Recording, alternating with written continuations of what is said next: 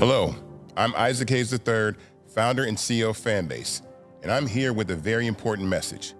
We are at a turning point in the Black community where we must have equity in the apps we use that scale to billions of dollars. But this time, we own the infrastructure, we own the culture, and we shape the future. And Fanbase is the future. Fanbase combines the free functionality of Instagram, TikTok, and YouTube into an all-in-one platform built for the evolution of social media and monetization. With over 1.4 million users, that's real proof that we are shifting the conversation of tech ownership and equity for creators. So right now, I want you to go to startengine.com/fanbase and invest today. The minimum to invest is $399. That gets you 60 shares of stock in Fanbase at $665 a share. This marks a turning point in Black ownership of social media. If we don't take this opportunity to own social media right now, we will always be customers to our own creations. And that can't go on.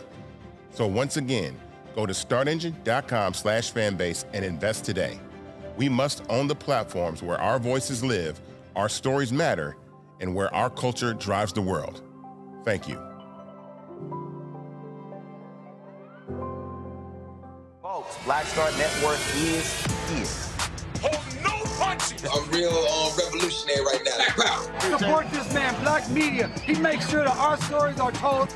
Thank you for being the voice of Black America, Roland. Stay Black. I love y'all. All momentum we have now, we have to keep this going. The video looks phenomenal. See, this difference between Black Star Network and Black-owned media and something like CNN. You can't be Black-owned media and be scared. It's time to be smart. Bring your eyeballs home.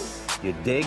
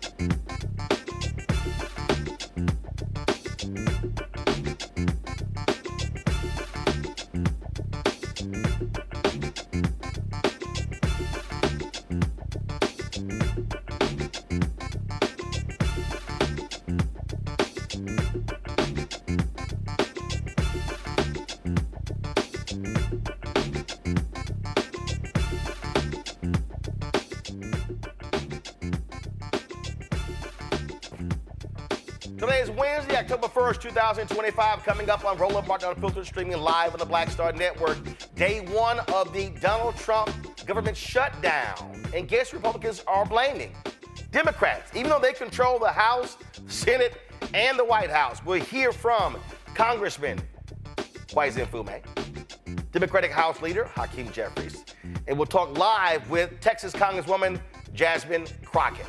A new Pew Research Center poll shows Americans view Donald Trump, J.D. Vance, and congressional leaders in both parties more negatively than they do positively. We'll break it down with the Director of U.S. Politics for Research at Pew. Democrats are still fighting to keep health care costs under control for American citizens. We'll talk to the president of the National Medical Association what the battle means for health care professionals. A white priest, speaks on Charlie Kirk, and man, do the white folks go crazy. Wait till we show you what this New Mexico pastor had to say. Plus, Puerto Rican pop star Bad Bunny is pissing off MAGA because he was chosen to headline the Super Bowl. We'll talk with Rosa Clemente about the controversy. Man, it's a lot to break down, and it's time to bring the funk on Roland Martin Unfiltered on the Black Star Network. Let's go. He's got it. Whatever the miss, he's on it. Whatever it is, he's got the scoop, the fact, the find. And when it breaks, he's right on time, and it's rolling. Best believe he's knowing. Putting it down from sports to news to politics. With entertainment just for kicks, he's rolling. It's on go, roll, y'all. It's Roland Martin, rolling with Roland now. He's funky, he's fresh, he's real, the best, you know he's Roland Martin now.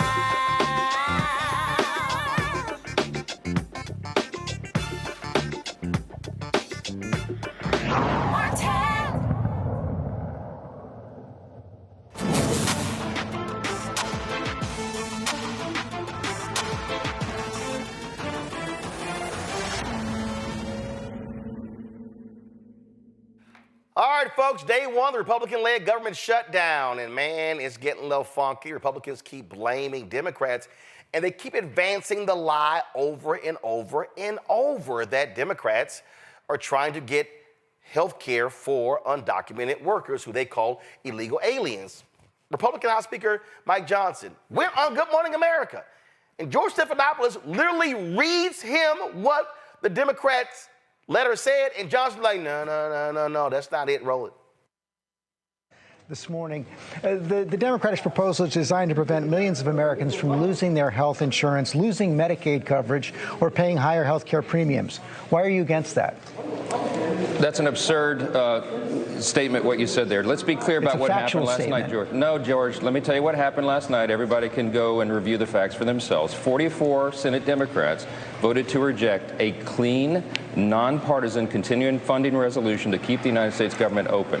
The Democrats said instead that they wanted to give health care to illegal aliens instead of keeping critical services provided for the American citizens. That's what happened, plain and simple. Every Democrat in the House, except one, voted against the clean continuing resolution. It was nonpartisan in nature. There are no policy riders on it that Republicans favored. It's exactly what Chuck Schumer and other Democrats voted for in March. But they've changed their tune. They changed their tune because Chuck Schumer is having political problems right now. That's just a simple fact, and everybody knows it. He's trying to outrun the far left portion of his base, so he's decided to inflict pain on the American people. That's the reality of what we're facing. Here are the facts. The proposal does not provide health care for illegal immigrants. Illegal immigrants cannot buy health care under the Affordable Care Act. They cannot receive health care subsidies. No. Illegal immigrants are ineligible for Medicare, Medicaid, and the Children's Health Program. The Democratic bill does not make them eligible. It does, actually, because what it does is it unwinds the changes that Republicans put into the big, beautiful bill, the big signature legislation that we passed and signed into law on July 4th. That has been very... Okay, I can't keep listening to that line. Joining us right now is Texas Congresswoman Jasmine Crockett. Glad to have you on the show. As I've said before, my Congresswoman, this is my house, and I'm still a registered voter in the 30th Congressional District of the Dallas suburb there. All right, so here's what's crazy, Congresswoman Crockett. He literally is reading from the whole deal. And John, no, that's it. That's a lie. That's a lie. That's a lie. How is it a lie? You can't, undocumented folks can't get health care. It's the law. What the hell is he, J.D. Vance, Donald Trump, and all the Republicans talking about? Listen, they hate facts. I mean, we know that. That's why they refuse to acknowledge that this is what seemingly looks like a career criminal that is serving as the president. This is why they refuse to face the fact that January 6th was what it was, which was an insurrection. They are consistently trying to rewrite history, even when we talk about Black history.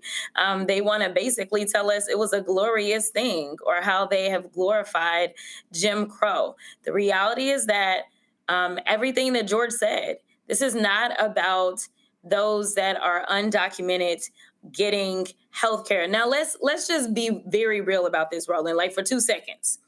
We have seen them going into people's places of work. We have seen them going into places of worship. We have seen them going into people's schools and grabbing them up. We have also seen how a lot of these undocumented people have tried to go through the process. They are people that are going and showing up to court, and they are being disappeared. So you tell me, how many of them you think are about to say, well, you know what, but I do want to sign up for that health care that I'm not entitled to because the Democrats are about to fight for it. Like, that doesn't even make sense. That doesn't make sense. Literally, they are throwing people into alligator Alcatraz, but now they are trying to sell us on this has some. That's not what it is. What it is that they are proposing to take $1 trillion out of the healthcare ecosystem. They have decided that they are going to slash Medicaid and Medicare funds. They have decided that these subsidies that were helping some people actually be able to afford their healthcare, which is life-saving for some people, that they want to roll back that subsidy for those that are on the Affordable Care Act. That is what this is about. And then they want to say, well, you know, this isn't the time to talk about it. Well, I can remember so many times where we were dealing with a shutdown and they decided to inject the issue of, say, the debt ceiling and capping that off and not raising it and things like that. And the final point that I'll make, Roland, is that these people are trashy and tacky and ridiculous, because he's referencing that there was a continuing resolution done in March. Yes, they never passed an appropriation all of last year. And now we are at yet another deadline for a new appropriation, and they can't get those passed. These people cannot govern. I am tired of people giving them the benefit of the doubt and acting like they are serious. Take them as seriously as you take the president's tweets. Absolutely. And again, they keep saying it. And then what got me was he said, well, no. They literally presented to us a document. Okay, show us the document. Show us the document where it says we want health care for undocumented people. No, they don't have a document to that effect. And I want to be clear that this shutdown is going to impact everyone. It's going to impact our constituents and their constituents alike. But also the things that we're pushing for as Democrats, basics around health care. You know, this is the party allegedly that is pro-life, at least until the life clearly shows up and then they don't care. We are trying to do everything that we can to minimize the damage that has been caused by this administration as we are dealing with record unaffordability that was absolutely avoidable, because this is not where our economy was. It wasn't necessarily where people wanted it to be, but it is 10 times worse. And we're not even a full 9 months in. So we are trying to make it to where, as people's other costs are increasing, whether it's their food, whether it's their rent, whether it's the education for their children, we are trying to make it to where, at least when it comes to healthcare, those costs are not somehow slamming them against the wall when we know that they are already going to endure an increase because of the big ugly bill. This is going to be yet another second setback for people, and we are trying to minimize the damage. So this is what I keep getting. Do Democrats have the tenacity, the guts to hold out? Republicans are trying to blame them. They're trying to say it's all on Democrats. It's their fault. And so what is the messaging strategy to hammer this thing home as opposed to y'all getting blamed? Well, first of all, I don't do messaging strategy for the party. But what I will tell you is that I have been very clear. The Republicans control the White House, the Senate, as well as the House. And effective leadership starts at the top. These are the words of the current president. He ain't saying it currently, but we know that Donald Trump historically said, if there is a shutdown, you blame the president. Well, I'm just asking his followers and mine to listen to his own words and go ahead and blame him. And we know that he's to blame because there was goodwill on behalf of the minority leadership. They were trying to meet with him, and he didn't feel like it was just that important. In addition to that, once they finally did have a meeting, he obviously did not take it seriously, and he did not engage in good faith negotiations. In addition to that, we know that when we passed legislation, as soon as this guy came in, he impounded funds. He stopped sending money out that we had appropriated. So not only do you need to come to the table, but you need to tell us why we can be assured that once we get what it is that we're asking for, that you won't just go and violate the law and do whatever you want to do anyway, which is what he's been doing ever since he's been in office. So we have a long list of reasons not to give in, especially when you get nothing. Like, why? Like, he's not who our voters voted for. That's not who elected those Democratic senators. The Democratic senators were elected by presumably Democrats, and they were elected to do smart things. They were not elected to roll over like the entire Republican Party has done, even to the peril of their own constituents. One of the things that I think is important, and I said this yesterday, Bishop William Barber always talks about this. He says that what's critical is showing impacted people, showing those folks, hearing from them, not just having political leaders talk. Your thoughts on that as well, because that way, when you have the children of government workers, the people who are directly impacted by a government shutdown, speaking about how this pains them, I think that's also effective for people to hear from those voices. No, that's absolutely right. There were a couple of press conferences that were held yesterday by the Democratic caucus, because we've been here in D.C. ready to work. And in those press conferences, definitely there were some voices of people that talked about the importance of, number one, healthcare. And I'm sure as we start to truly feel the impacts as it relates to federal workers, that some of those stories will absolutely come forward too. What we have found in polling, though, I will be perfectly honest, is because of probably the demonization of so many federal workers for so long by the right, that we don't end up getting as much sympathy for them as, in my opinion, we should. Instead, it's a matter of people are pretty much saying, you know what, how is this going to impact me? So when they're going through the airports, I think the stories of, the fact that the lines are even longer, that their waits are longer, that flight delays are even worse. We know that the last time we were able to get out of a shutdown, which again was another Trump shutdown, it was because of air traffic controllers. Air traffic controllers said, we out.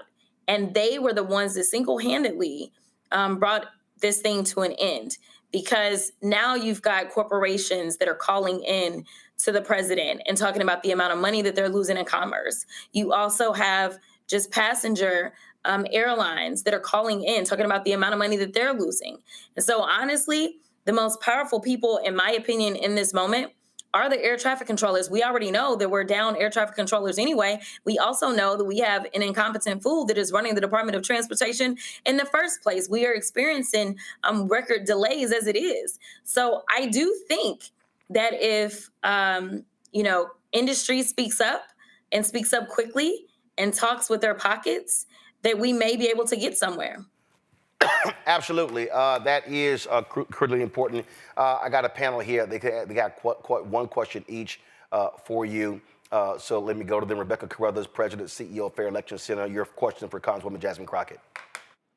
Thank you, Congresswoman. What should ordinary, everyday Americans be doing at this point in response to the government shutdown? Yeah, so one of the things that I think is important kind of goes along with what Roland was just asking. I think they should be documenting their experiences. I always tell people that the power belongs to them. And so tell your own story. You don't have to wait on somebody else to call you and tell it. There's so many times that we've seen certain stories that really have touched people and have gone viral. So I say document what you're going through. Whether it is, you needed to leave the country for an emergency of some sort and you're having issues as it relates to your passport, or whether it's the fact that, you missed a flight because of what's going on and now you missed out on, say, a job opportunity.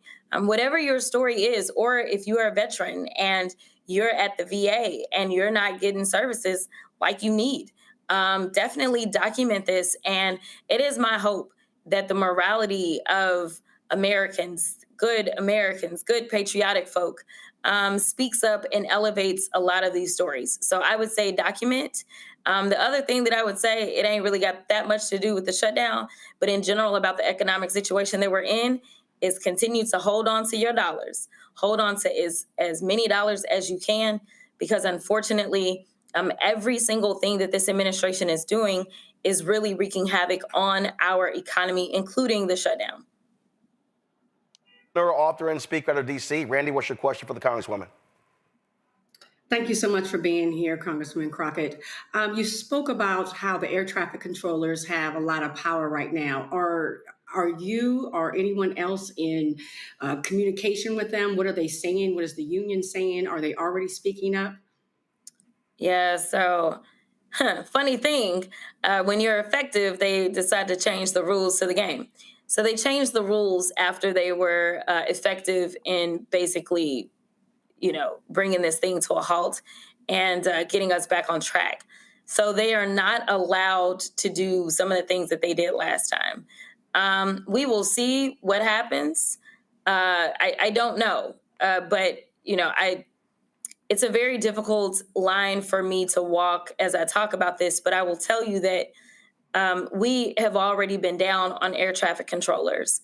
And I would hate for us to end up in a situation in which we have even more air traffic controllers that we lose as a result of them, say, calling in or calling off. While it may bring the government back to the stance of open, we know that air traffic controllers, it takes a long time. It takes approximately a year to train an air traffic controller. So I'm kind of nervous about us losing even more because we know that they riffed some of them when they shouldn't have.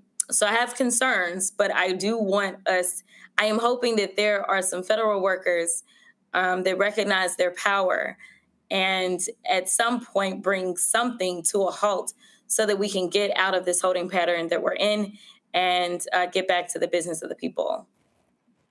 All right, next up, Joy Chaney, founder of Joy Strategies out of D.C. Joy? Hi, Congresswoman. So I'm a two-term alum of the Senate. I have not worked in the House, unfortunately, but I do know that the only way this will work, this shutdown effort will work, is if Democrats stick together. Otherwise, we'll fall apart and it will have been for nothing. Right now, it feels worth the sacrifice, but we got to stick the landing. I'm concerned about the Democratic Party and our ability to hold things together. We know Senator Schumer lost 3 votes last night. What are you telling your Democratic colleagues about sticking together? And, how is your voice carrying in those corridors of power? Yeah, so I don't know that the Senate listens to a word that I have to say. They are considered the upper chamber. So, I don't know that they're necessarily listening to me. But one of the things that I actually proposed to a senator that I am close to prior to the shutdown was that we caucus together, that we have House Democrats and Senate Democrats come together. Most people would probably be surprised to find out that we don't actually do that at all. At least not since I've been in Congress. We've not come together as one caucus. So I am hoping that we can come together and start to hear each other out and also strategize together.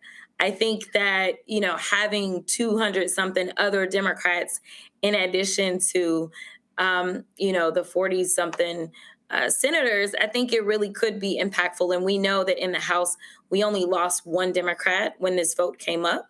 So I am hoping that leadership is talking. There was another member that actually brought up us coming together. And I think that if they can start to get to know us and hear our voices, that it'll be a lot easier to stick together if there's a total of, close to 260 Democrats between the chambers.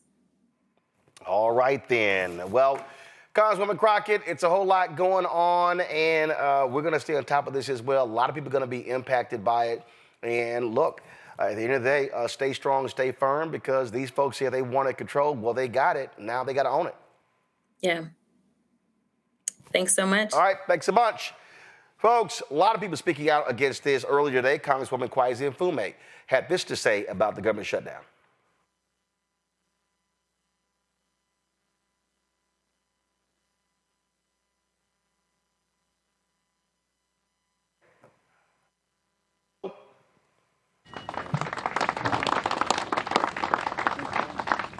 Thank you very much, Denny, and thanks to this entire delegation for staying together the way we do and for speaking out as we must. A couple of things. There's some deliberate redundancies here because the problem is very, very simple. The problem is Donald Trump. I want to thank those federal workers who have come out from various unions, who stand here with us. They are not here for form or fashion. They are here because they are patriots.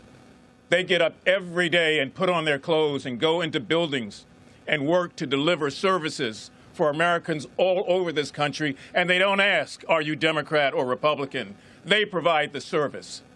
Theirs is the untold story. And to all those who claim now to have this Christian right movement, let me give you a quote that you should go back and review. It says, when you have done it to the least of these, you have also done it unto me. And the least of these are federal workers who can't control this situation. The least of these are mothers who are trying to feed babies, now facing new cuts. The least of these are seniors who've given their lives to this country, many of whom have served in our armed forces. That's the least of these. Many are living paycheck to paycheck.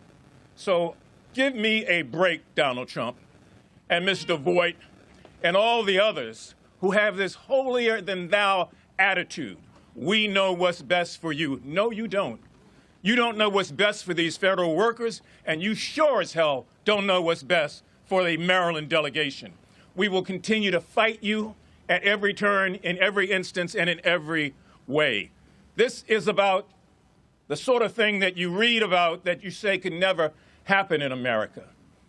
Want to see something? Senator Alsobrooks will confirm this. There's a big flag of Donald Trump hanging from the Labor Building.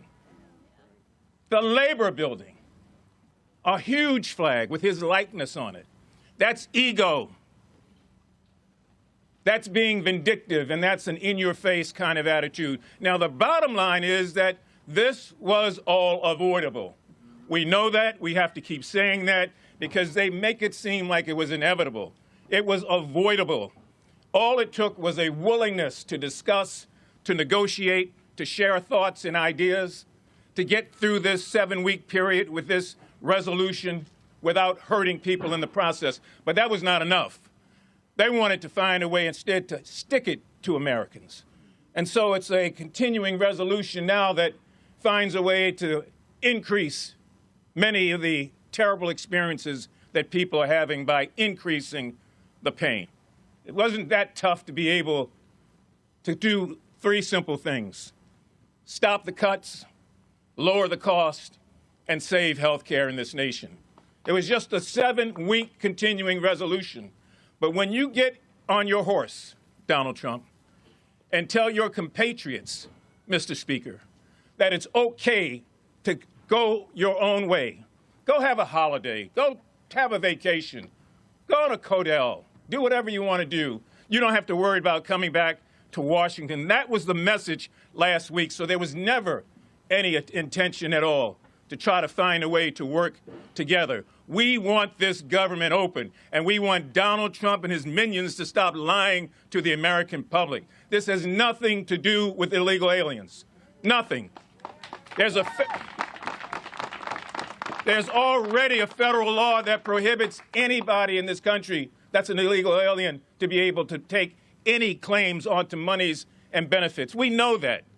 We know that. And Donald Trump knows it.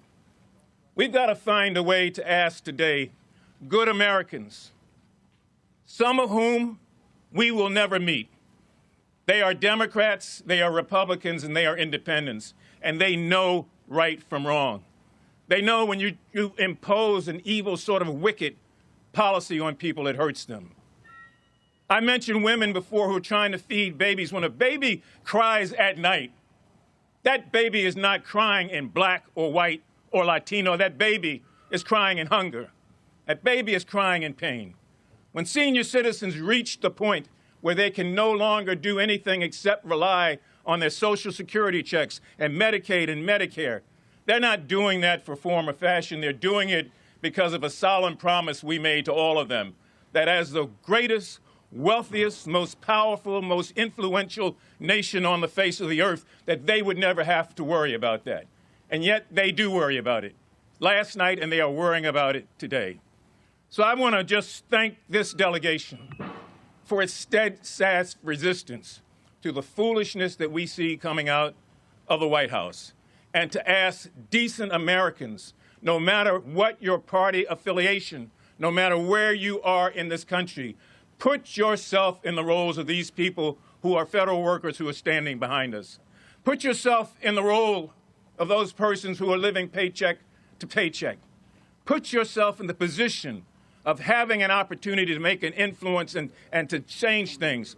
Call your representatives all over this country and tell them to do the right thing. Don't buy the hype, because the hype is for fools.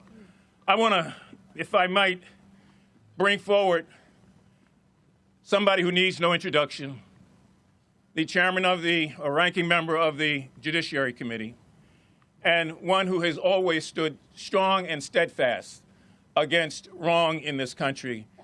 So, folks, you see all this back and forth, and what's going on is that when you look at the polling, a lot of folks are not happy with anybody. A new Pew Research survey reveals widespread frustration with Donald Trump and Congress. That's right. This new polling data comes out. Trump's approval rating stands at 40%, with nearly 6 in 10 Americans saying they disapprove of the job he's doing. More than half of the country is not happy with J.D. Vance. 51% disapprove of the vice president. Congressional leaders are not faring any better. Speaker of the House Mike Johnson, Republican, he's viewed unfavorably by 38%. Senate Majority Leader John Thune, 56%. 56% of Americans say they ain't never even heard of him. Democrats are increasingly critical of their own leaders. House Minority Leader Hakeem Jeffries, Senate Minority Leader Chuck Schumer, seeing rising disapproval. Schumer's favorability among Democrats has notably declined over the past year. Jocelyn Kelly, Director of Politics Research at Pew, joins us right now. Glad to have you here. So, Jocelyn, what the hell's going on? Folks just pissed at everybody? Yeah, voters, Americans have not been particularly happy with American leaders for a long time. And we're seeing it today, and this shutdown is happening against that backdrop. And some of it is because Americans haven't really seen Congress and our government work as well as they'd like it to for not just this moment, but for many years.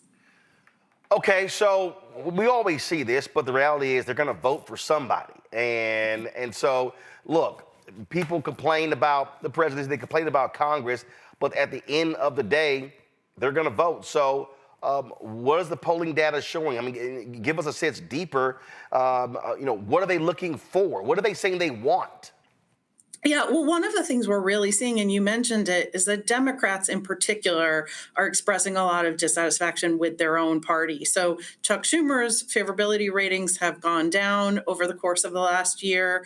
It's pretty amazing that Democrats are equally likely to have an unfavorable opinion of Schumer as a favorable one. That's really not what you usually see. You see that people tend to like the leaders in their own party, at least.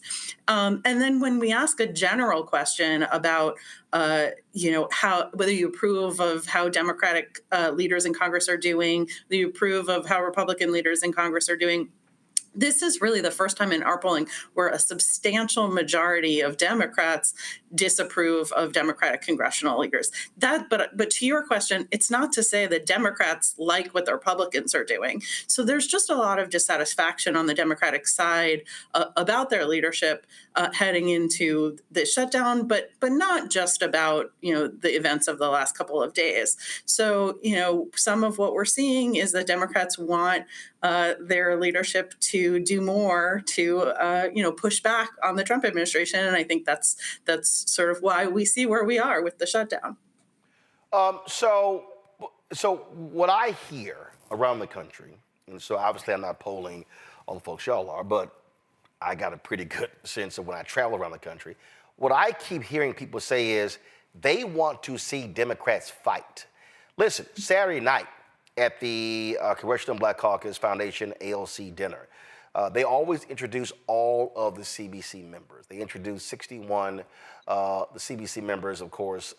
Congressman Sylvester Turner passed away, so that position has yet to be filled because Texas Governor Greg Abbott refused to call a special election. So it would actually be 62.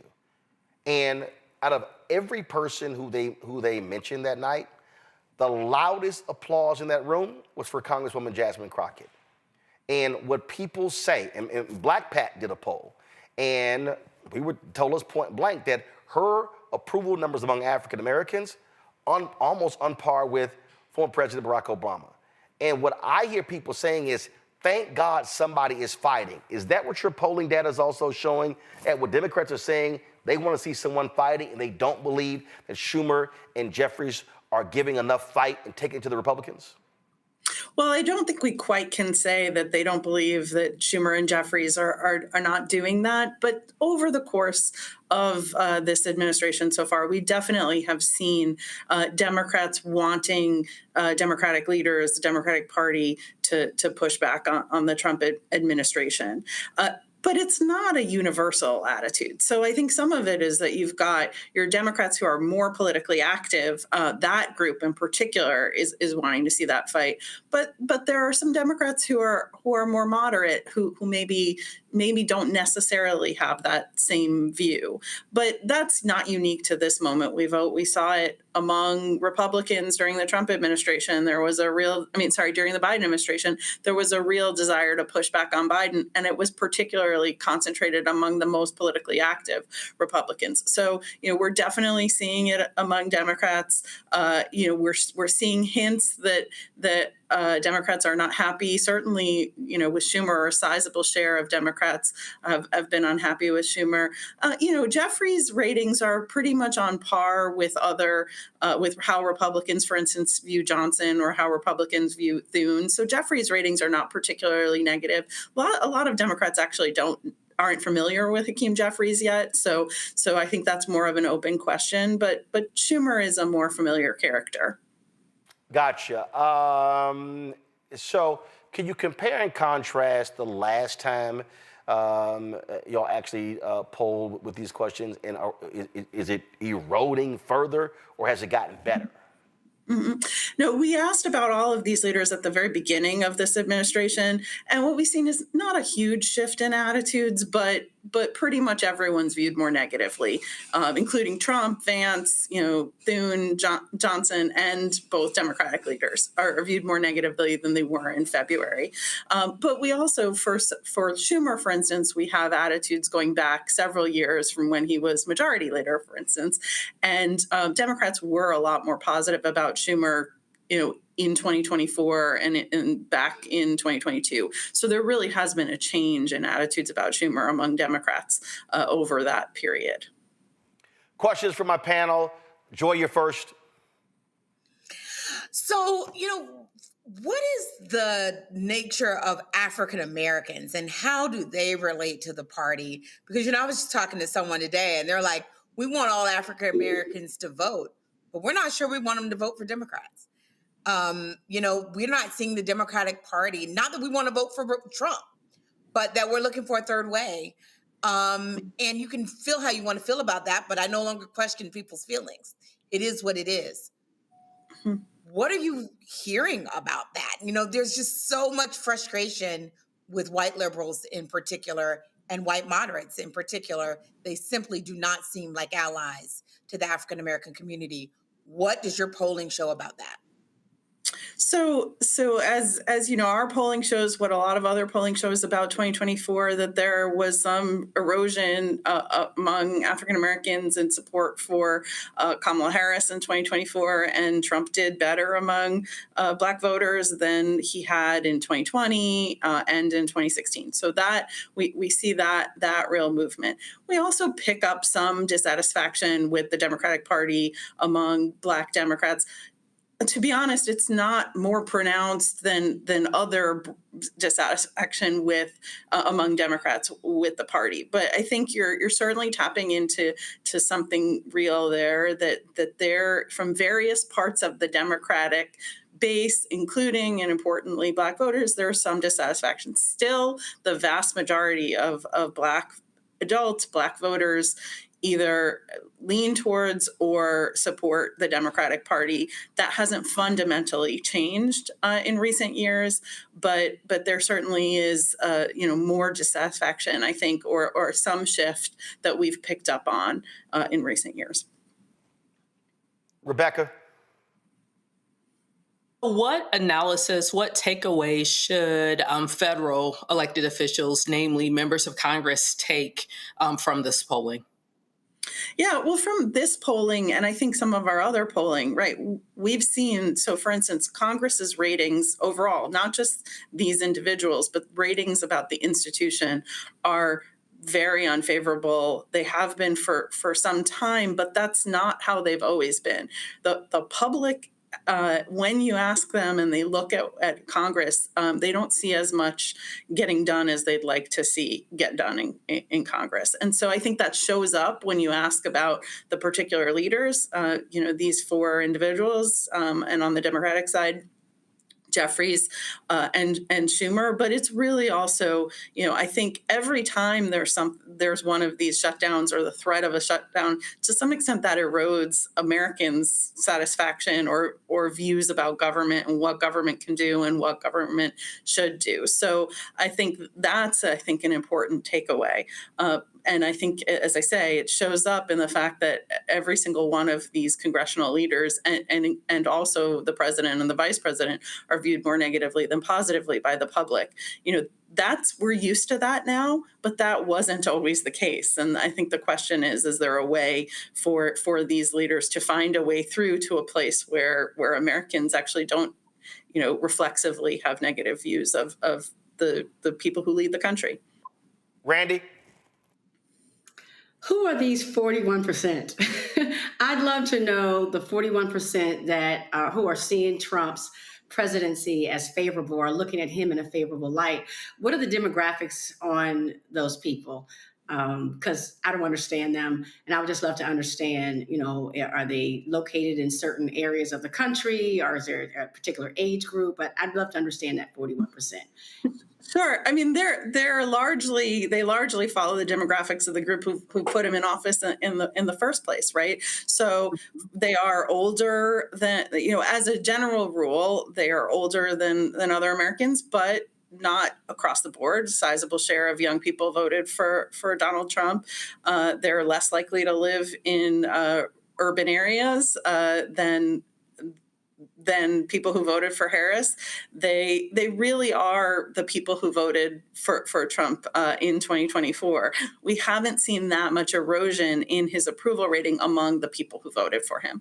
A little bbit, young Trump voters are a little bit less likely to approve of him than older Trump voters, but still, it's something like it's nearly 80% of young people who voted for him still have a positive view of him and his presidency. So a lot of the same dynamics that we saw in 2024. All right, then. Well, Jocelyn, we certainly appreciate you breaking this down for us. Thanks a lot. Thank you, folks. All this government shutdown stuff, you want to see who's also just a massive liar. J.D. Vance, This is literally what he said today from the podium. It was so awful that MSNBC had to stop broadcasting to correct the lies. Listen.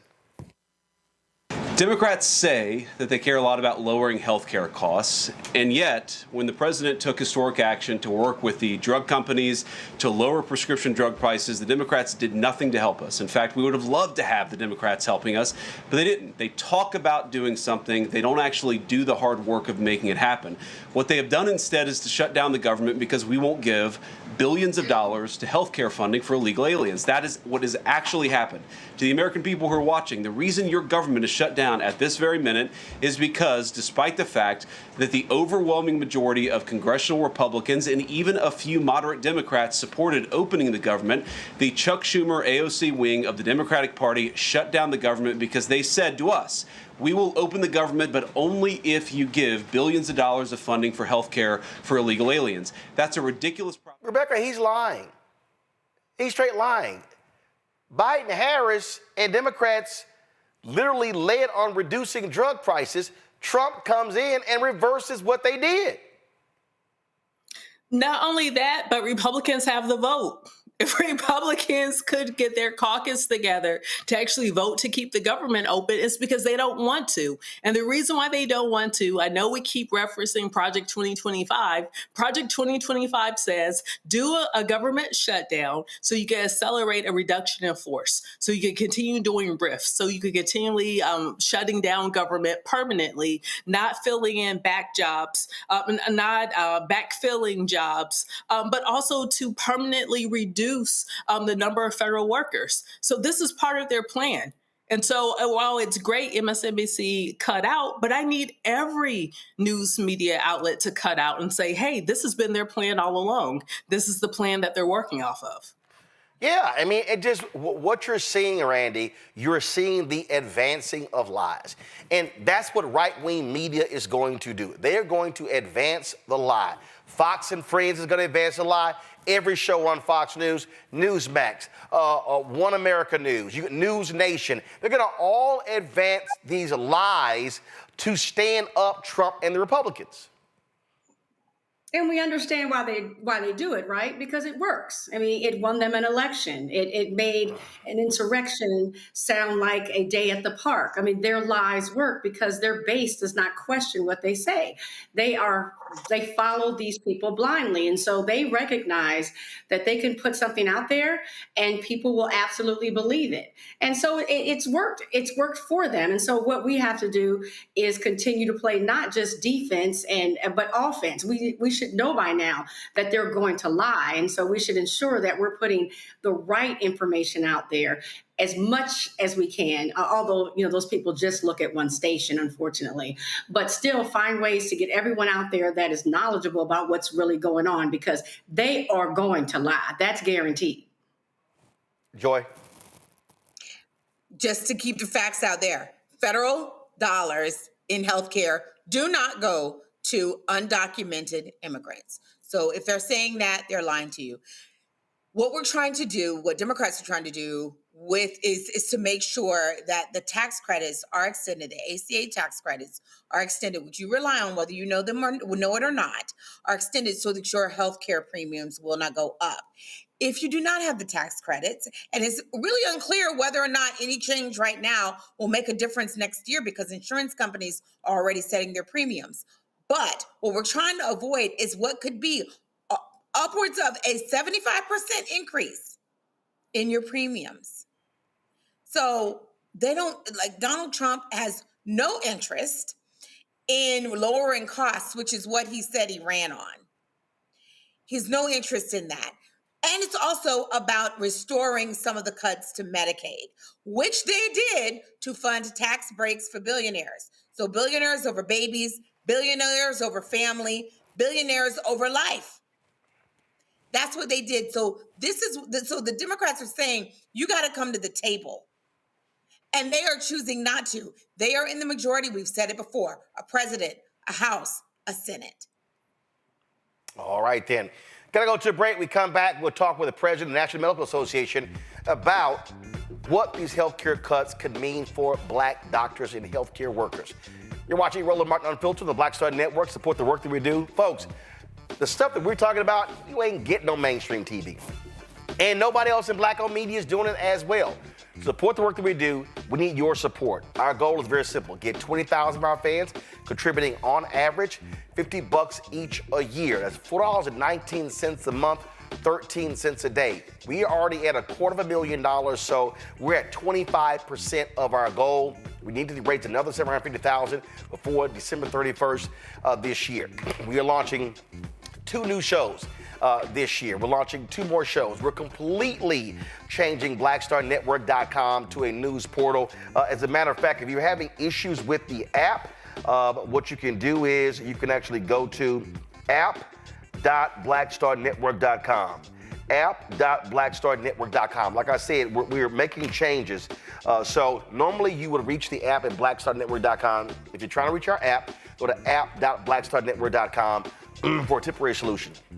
But you want to support our work via Cash App, use the Stripe QR code. You see it right here, bottom left-hand corner. That's for Cash App and for credit cards. PayPal's R Martin Unfiltered. Venmo's RM Unfiltered. Zelle, Roland at RolandSMartin.com. Roland at RolandMartinUnfiltered.com. Check your money order. Make it payable to Roland Martin Unfiltered. P.O. Box 57196, Washington, D.C. 2003 7-0196. Back in a moment.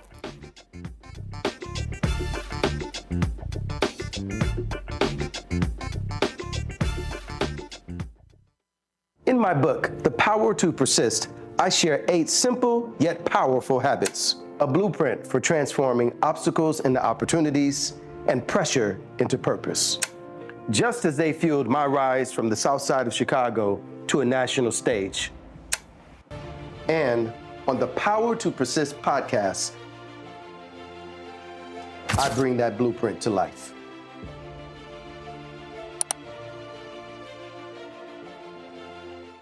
This week on The Other Side of Change. Charlie Kirk, gun violence in America, and how the nation has responded in the week since. In many ways, it's become very, very toxic, a witch hunt, really attacking anyone who's not mourning this man. What we're seeing right now is the weaponization of selective compassion, and people will so often don't say anything about the crisis of gun violence. We're going to dig into all of it, what this means for the state of gun violence and the state of free speech. You're watching The Other Side of Change only on the Black Star Network. Carl Payne pretending to be Roland Martin. Holla! You ain't got to wear black and gold every damn place, okay? Ooh, I'm an alpha, yay.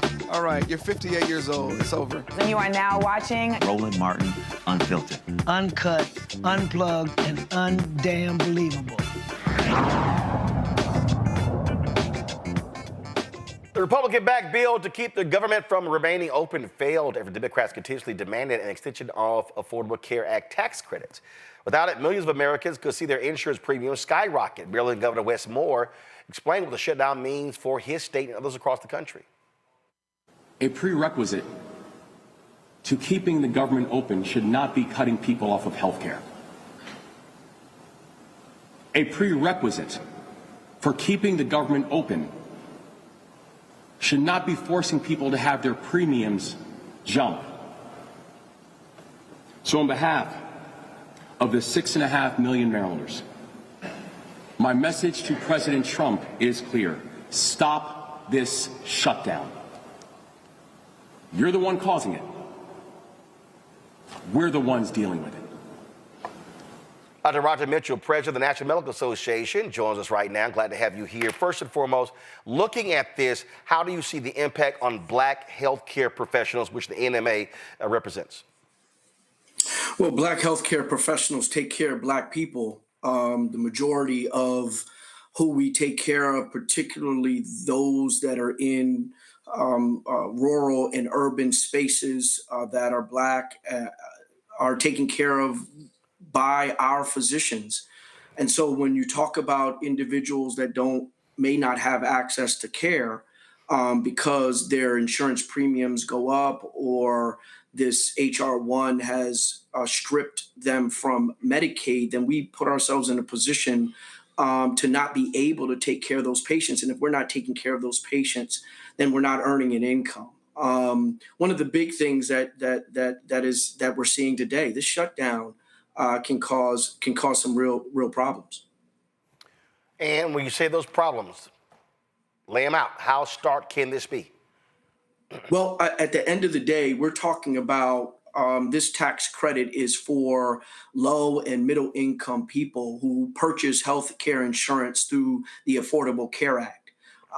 These are individuals that we're talking about an estimated of 114 to 150% increase on average of out-of-pocket costs. For the average American, we're talking about over $1,000 in every year.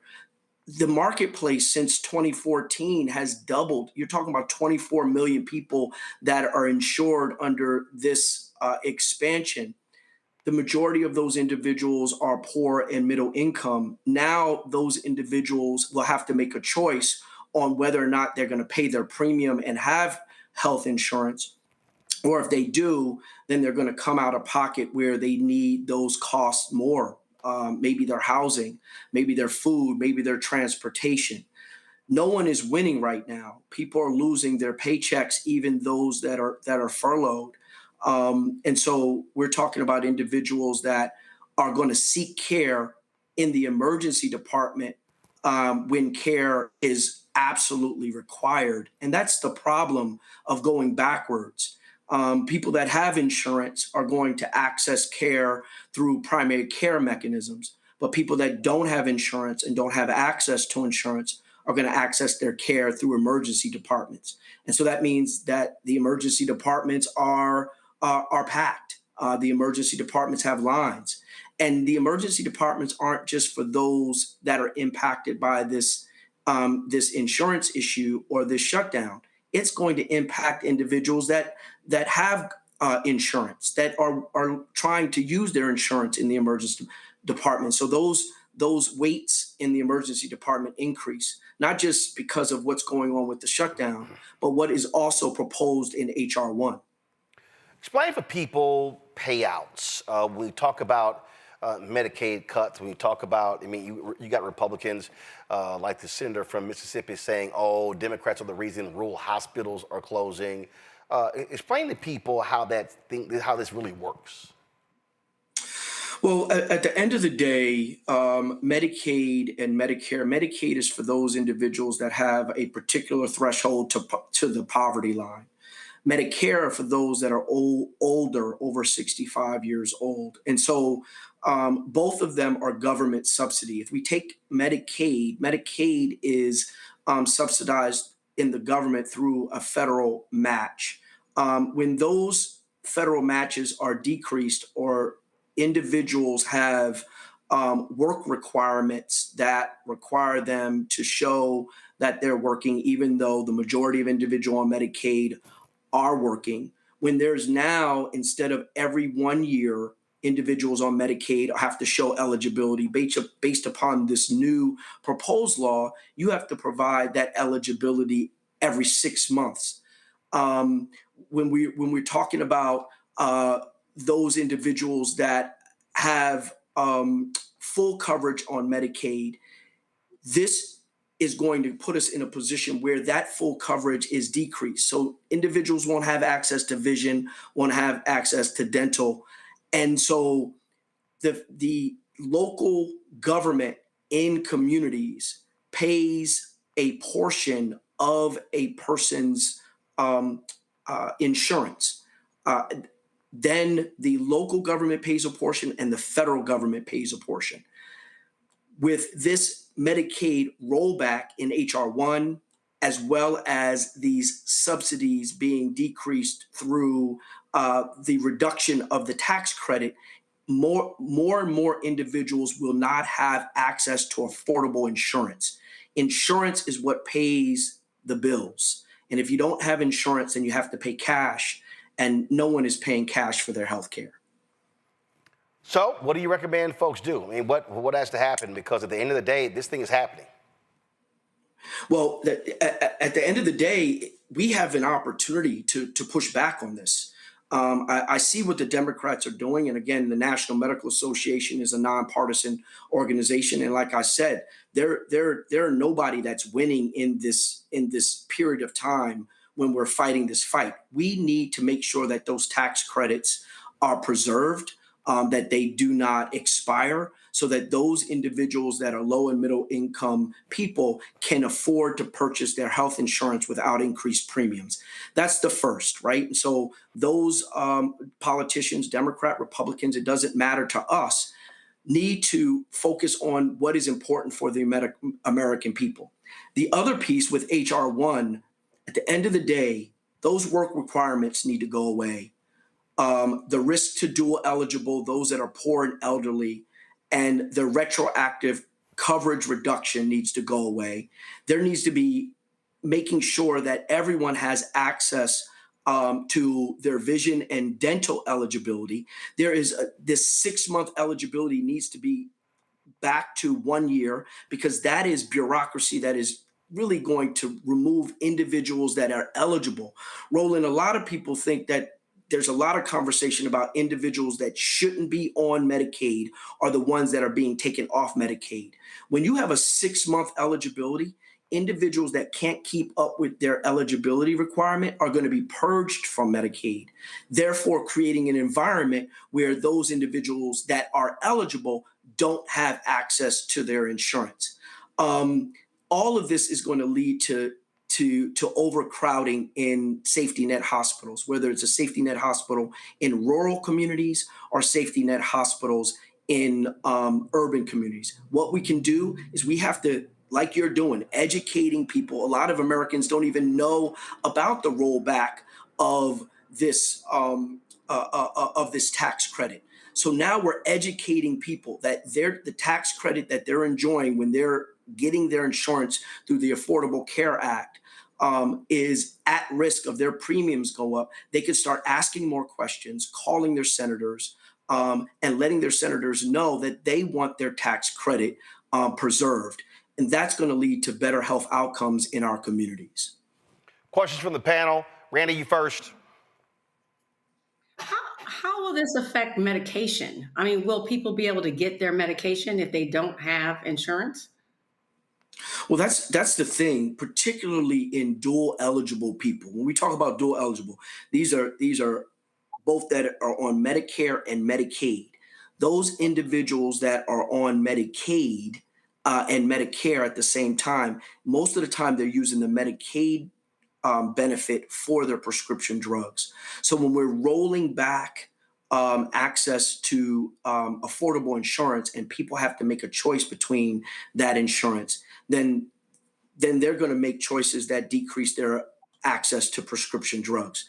And these are choices that we don't want our American people to have to make. We want to make sure that healthcare is quite frankly a human right, and people have access to that health insurance. Joy? Well, first of all, my mother is a 50-year plus graduate of Howard Medical School, and we're so proud of you. I want to know what the National Medical Association is doing to prepare their doctors, to prepare their patients for what is likely a long haul where we're going to have work requirements. Even many Democrats are supportive of work requirements.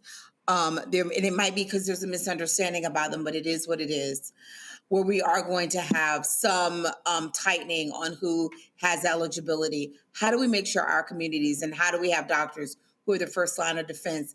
How is the NMA preparing them to meet this moment, and or working with civil rights organizations to help their communities meet this moment? So that's really good. I mean, we first of all, we're educating our members, making sure that they understand the impacts of the current climate and the shutdown, as well as the future climate with H.R. 1. That's the first thing, making sure that they're clear on what the impact is. The other piece is that we're asking all of our members to understand who in their patient population, in their patient pool, is going to be affected by this, that this shouldn't be something that is a surprise to them. Most of our physicians know who is in their patient population and who is on Medicaid and who would be affected. That's the first thing. Who are they? So that you can communicate with them, those patients, as to how they can get access to what most states are offering those that are being removed from Medicaid, they're offering the basic plan within ACA. Now, the basic plan within ACA is not as comprehensive as Medicaid. It's still at no cost, but it doesn't cover vision. It doesn't cover dental. There is modified behavioral medicine coverage, and it limits what you can use. And actually, you cannot use the benefit for transportation that is non-emergent. That's huge. Medicaid, individuals that can't get to their appointments are getting Uber vouchers, they're getting bus vouchers so that they can get to their appointments, because we know that transportation is extremely important to get to your appointments and make sure that you have proper health care. We want our members to be able to educate them how to get on that basic plan and then work with community to make sure that we fill the gaps. One of the other innovative things that we're doing at the NMA is we're working within our AI Innovation Task Force to work through how we can develop a application that allows individuals to track their work requirement and track their eligibility in a predictive in an agentic way using AI. So there are those things. And then we're also working with civil rights organizations like the NAACP, like the National Council of Negro Women, to talk about how can we create volunteer efforts. One of the things that a lot of people don't know is that 80-hour work requirement a month can be filled with bona fide volunteer hours. So we have the ability to teach and have individuals volunteer, roll out a lot of this information as a healthcare educator, that we might not be able to pay them, but we can mark those volunteer hours so that those volunteer hours keep them eligible for their Medicaid requirement, if indeed they don't have the W-2 or the 990 type of work that they can show to the government. Rebecca. My sister is a professor at Meharry, and she spends time connecting with her students about the political determinants of health and understanding that this isn't about partisanship, but understanding how policy impacts health outcomes, especially in our communities. Can you make the connection between Medicare funding and funding for residency slots so people understand that if there's cuts to Medicare, that those cuts impact both upstream and downstream? Well, thank you for that question. CMS or the Centers for Medicaid, they fund resident slots. Our resident slots, say for Howard University Hospital, is funded through CMS. And so let me back up. When you go through medical school, I'm a physician, I'm a forensic pathologist. I went to medical school, and then after medical school, I have to do a residency. That's training in a specialty. Some individuals then do a subspecialty fellowship. All of that is paid for through the government and then subsidized through that local hospital.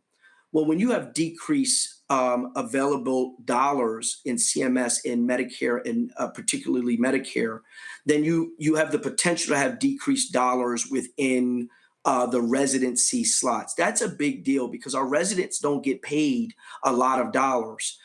They work very long hours and get paid low wages. And this is important as we try to create an environment of equity within our pay scale among our residents. One of the other things within HR 1 that this kind of points to as well is the impact on healthcare workforce.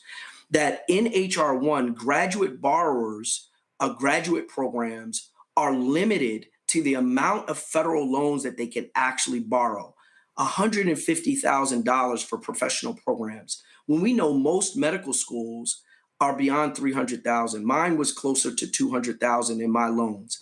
If I didn't have the opportunity to borrow money to be able to go to medical school, then I wouldn't have been able to go to medical school. And so those are the types of things that are in this bill that are in the work of some of these politicians when you talk about political determinants of health that lead to poor outcomes, because we know that there are better outcomes for individuals who their physicians look like them, particularly Black and brown individuals. Our patients do better culturally competent care that's provided by individuals that look like them. And when you don't have access to proper dollars through Medicare for residency programs, and when medical students can't borrow dollars, aren't coming from money that somebody can put up $100,000 for you to go to medical school, then this limits the outcomes of our patients. Our patients will die. I often say that I see failed policy on my autopsy table, and individuals will die if we're not extremely directed and intentional about our advocacy for these cuts to not take place, as well as for Medicaid to stay in place. All right. Well, Doc, we certainly appreciate you joining us, breaking all of this down, Dr. Mitchell, and hopefully people are more educated about the reality of healthcare in the country. No, I appreciate it. Thank you, Roland. Thanks a bunch, folks. We come back. A white pastor in New Mexico speaks about Charlie Kirk, and man, these white folks go crazy. Him calling out white Christian nationalism. We have that for you right here on Roland Martin Unfiltered on the Black Star Network.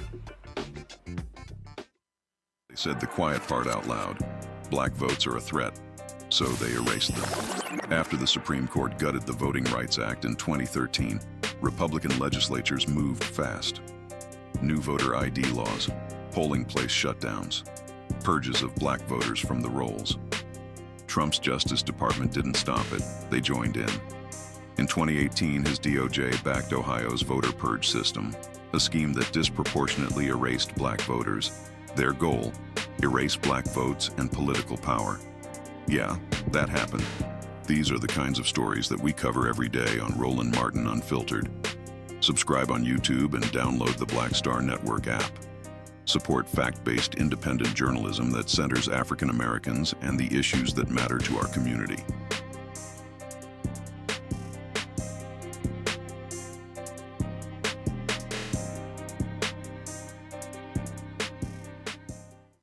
Next on the Black Table with me, Greg Carr. An hour of living history with Dr. Richard Mariba Kelsey, thinker, builder, author, and one of the most important and impactful elders in the African American community.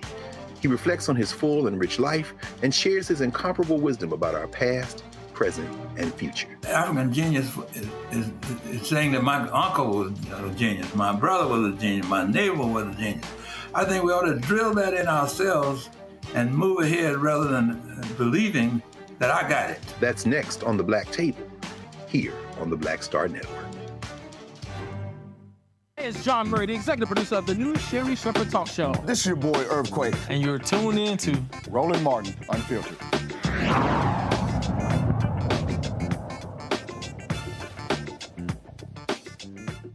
So, folks, we've been featuring a lot of these preachers who've been making comments from the pulpit after the shooting death of Charlie Kirk. Well, I was on Instagram and I came across Brian Suave. He's a senior pastor of Refuge Church in Ogden, Utah, and the founder of St. Brendan's Classical Christian Academy, the president of the New Christian Dome Press. On his podcast, so first of all, I'm not gonna go to that one first. I'm gonna save that. I'm gonna save that one for tomorrow, because that's just a straight up racist. So I'm gonna deal with him tomorrow, okay? So let me deal with this one here, all right? So the Reverend Mike Engel, the rector of Michael and All Angels Episcopal Church in Albuquerque, New Mexico, okay, was condemning the racist rhetoric of Charlie Kirk and Turning Point USA. And so he was speaking from the pulpit and he called him exactly what he said. And people got really upset. Check this out. Political violence reared its ugly head yet again. I did not agree with Charlie Kirk on almost anything.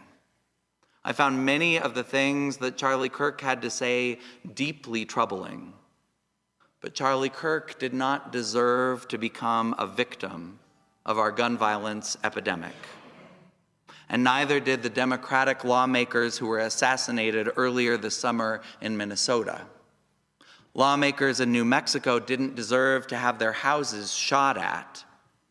We are living in a moment when political violence is becoming too common.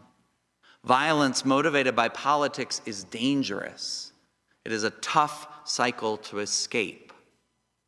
And there's a theological dimension to the state of our politics. Friends, we live in a world with a strong background theology. and it's a theology of division, a theology content to sacrifice outsiders for the sake of insider groups. This background theology says that God blesses certain categories of people at the expense of others. This background theology tells us that God blesses America at the expense of other nations. God blesses Israel at the expense of Palestine. God blesses men at the expense of women. God blesses heterosexual marriage at the expense of LGBTQ+ rights. God blesses Christians at the expense of Muslims. God blesses progressives at the expense of conservatives. Ooh. See, I switched it on you, didn't I? And that's because this background theology, it doesn't neatly align with one side or another in our divided country. Background theology is like background radiation. It infects everything. The logic of our time is not that different from the logic of Jesus's time. One of my favorite responses to the logic of our days, one of the best words of wisdom I know about defying the logic of your age, comes from the poet Wendell Berry. It's from a poem called Manifesto, the Mad Farmer Liberation Front. If you don't know it, I commend the whole poem to you, but I want to read just a few lines. Berry tells us when the world's logic is strong and violent, every day, do something that won't compute. Love someone who does not deserve it. Denounce the government and embrace the flag. Hope to live in that free republic for which it stands. Invest in the millennium. Plant sequoias. Put your faith in the 2 inches of humus that will build under the trees every 1,000 years. Expect the end of the world. Laugh.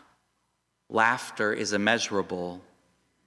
Be joyful, though you have considered all the facts. As soon as the generals and politicos can predict the motions of your mind, lose it. Leave it as a sign to mark the false trail, the way you didn't go. Be like the fox who makes more tracks than necessary, some in the wrong direction. Practice resurrection. There's more to the poem, but you get the gist. Lose your mind. Make no sense. When the logic of the world is pain, when the logic of the world is violence, be illogical. Traffic in the nonsense of the gospel, in love, in mercy, in searching out the lost. Jesus came to interrupt our whole system of sacrifice, our willingness to lose a few for the benefit of the many. Jesus' life, death, and resurrection is a judgment that says that to Jesus, no sheep, no citizen, no party, no country, no class of people is above any other. We don't sacrifice some to make life easier for others. To Jesus, everyone matters. Every single one. Well, the right wing was not happy with what he had to say, and so he went back to the pulpit to tell his parishioners about the hate he received. A couple weeks ago in my sermon, I poked a bear. In the sermon 2 weeks ago, I mentioned that I did not agree with Charlie Kirk. I found much of Kirk's rhetoric deeply troubling. And I said Charlie Kirk did not deserve to become a victim of America's gun violence epidemic. Now, in the congregation, I saw mostly nodding heads, a lot of agreement. It wasn't in the congregation that I poked the bear. The bear appeared when we posted a clip of that sermon online. Thousands of comments flooded in. For disagreeing with Charlie Kirk, I was accused of not knowing Christianity, of being a false prophet, and worse. And I didn't respond to those comments with one exception. Because you see, someone online claimed that we were using fake candles, AI generated. I could not let that stand. I wrote simply, not fake, period, beeswax, period. Call me a false prophet all you want, but don't insult our aesthetics.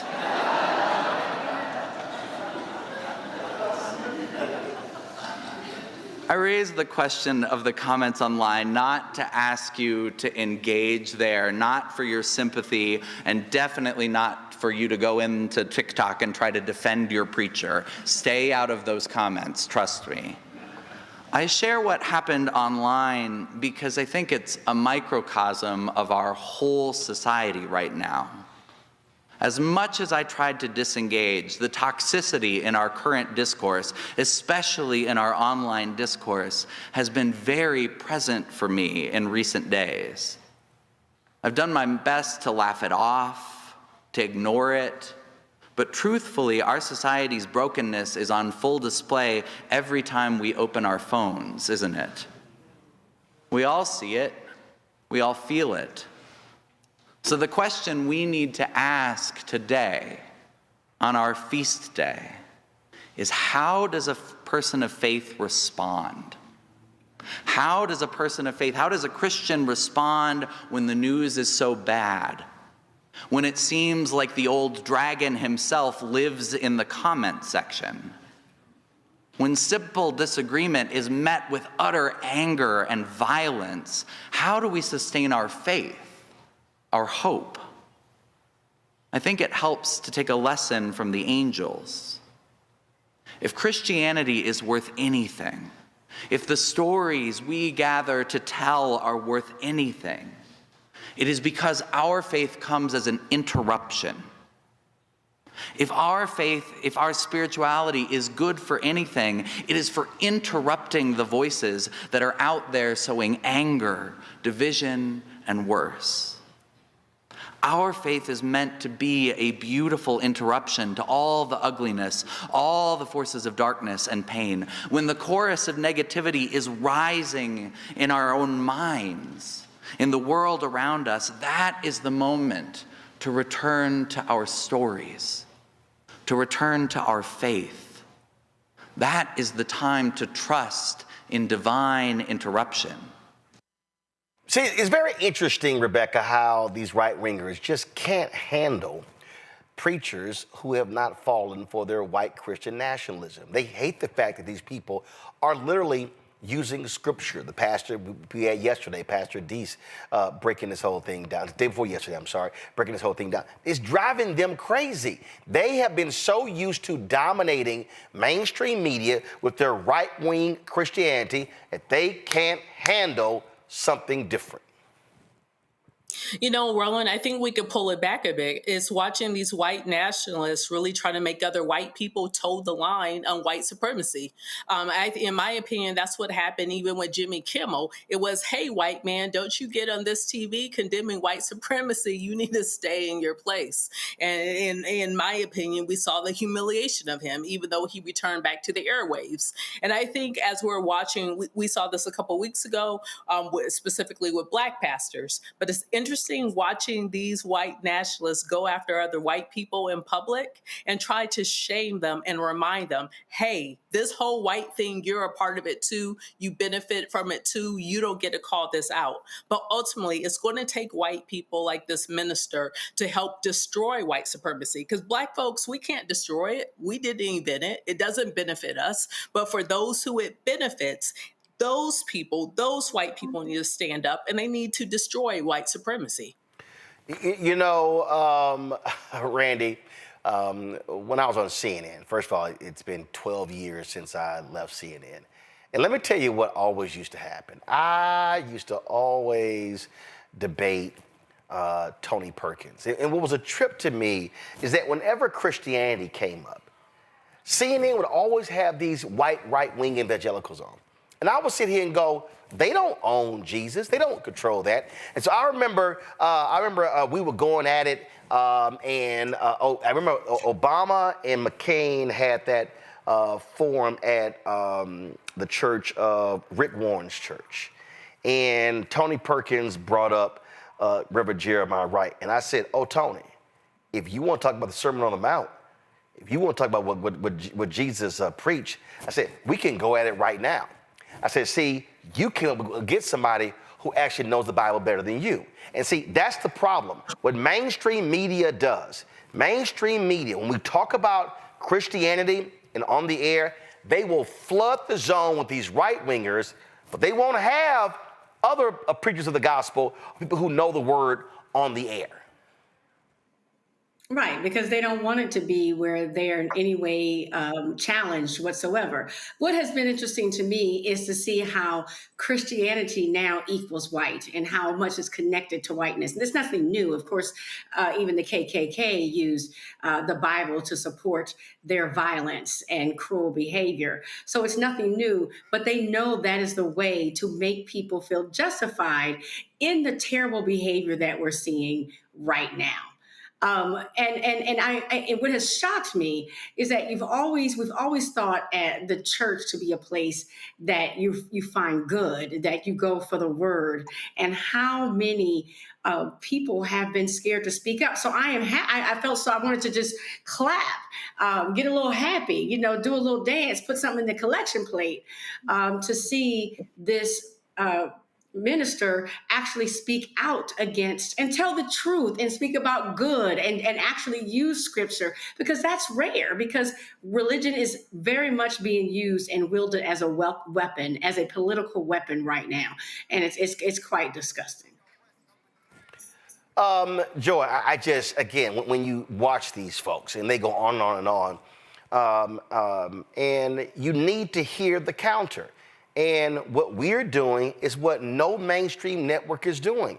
They are not showing any of these preachers who are speaking against the craziness that we heard from Charlie Kirk or from Turning Point. They are pushing out. I mean, CNN interviewed one of these crazy conspiracy theorists and, a friend of Charlie Kirk, and presented him in this amazing manner. What was Posobiec, Jake, whatever his name, Jack, something like that. He is a nutcase, but they presented him in this, like he was just this nice, wonderful guy. I think that's right. And look, I have all kinds of things that we can say about our Caucasian friends on the right and the left, but the folks who are supporting Charlie Kirk are actually not the majority. And I think that we have continued to allow a minority voice, a group of people who are amplified and seem bigger than they are, to take up our airwaves. And it's because mainstream media continues to feature those people under some false notion that you got to have, both sides, yeah, but you got to also acknowledge when both sides are a fewer group of people.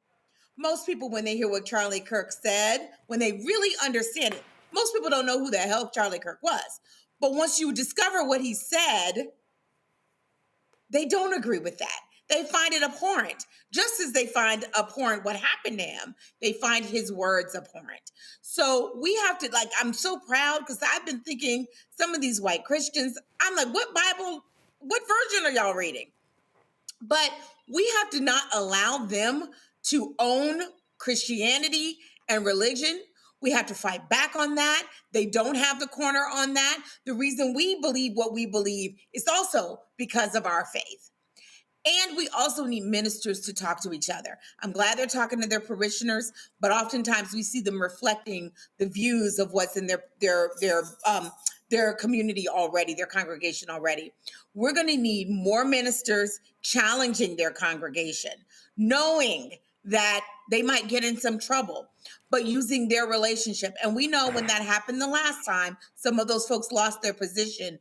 But it would be better to lose position than to be up there supporting false idols and leading your parishioners astray.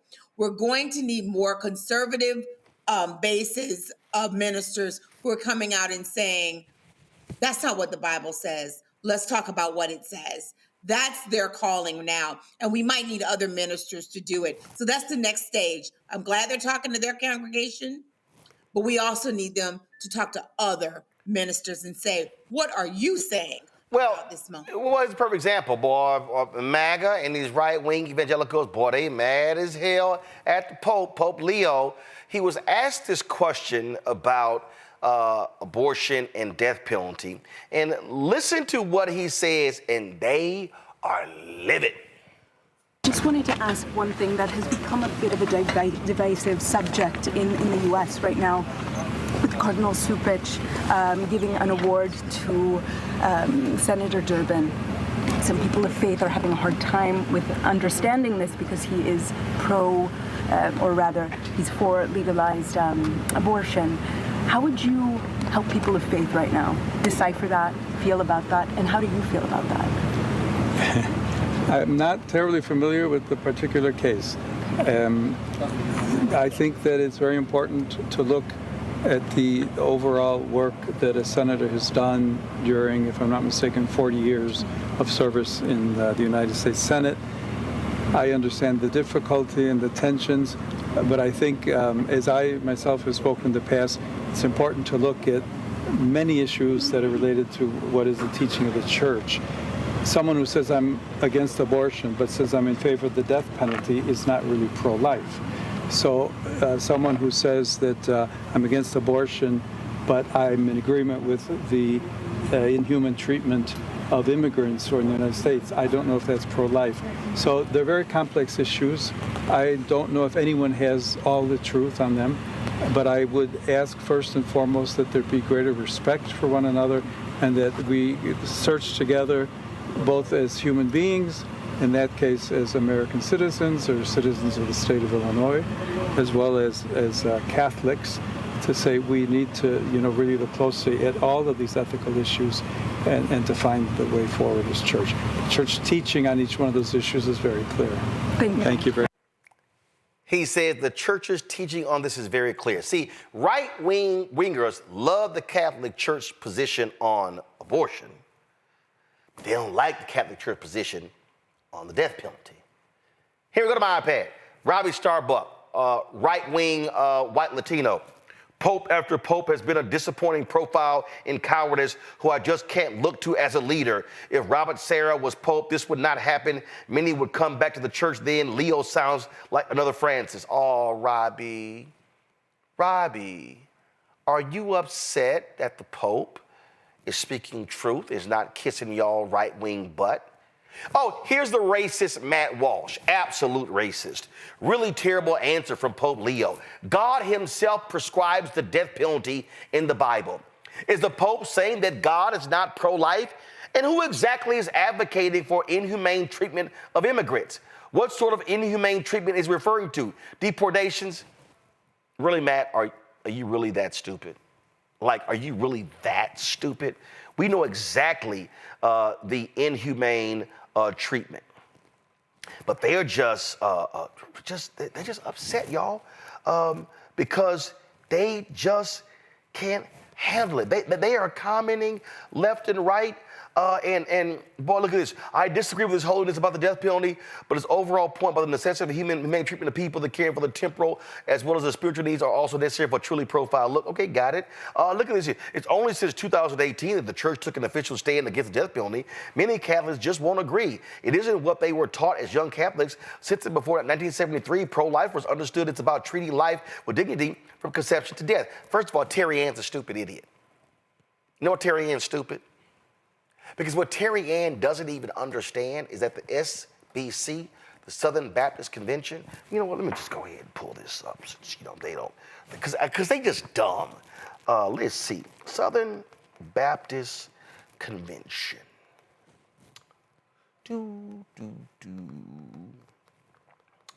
And pro-choice. Let's see here.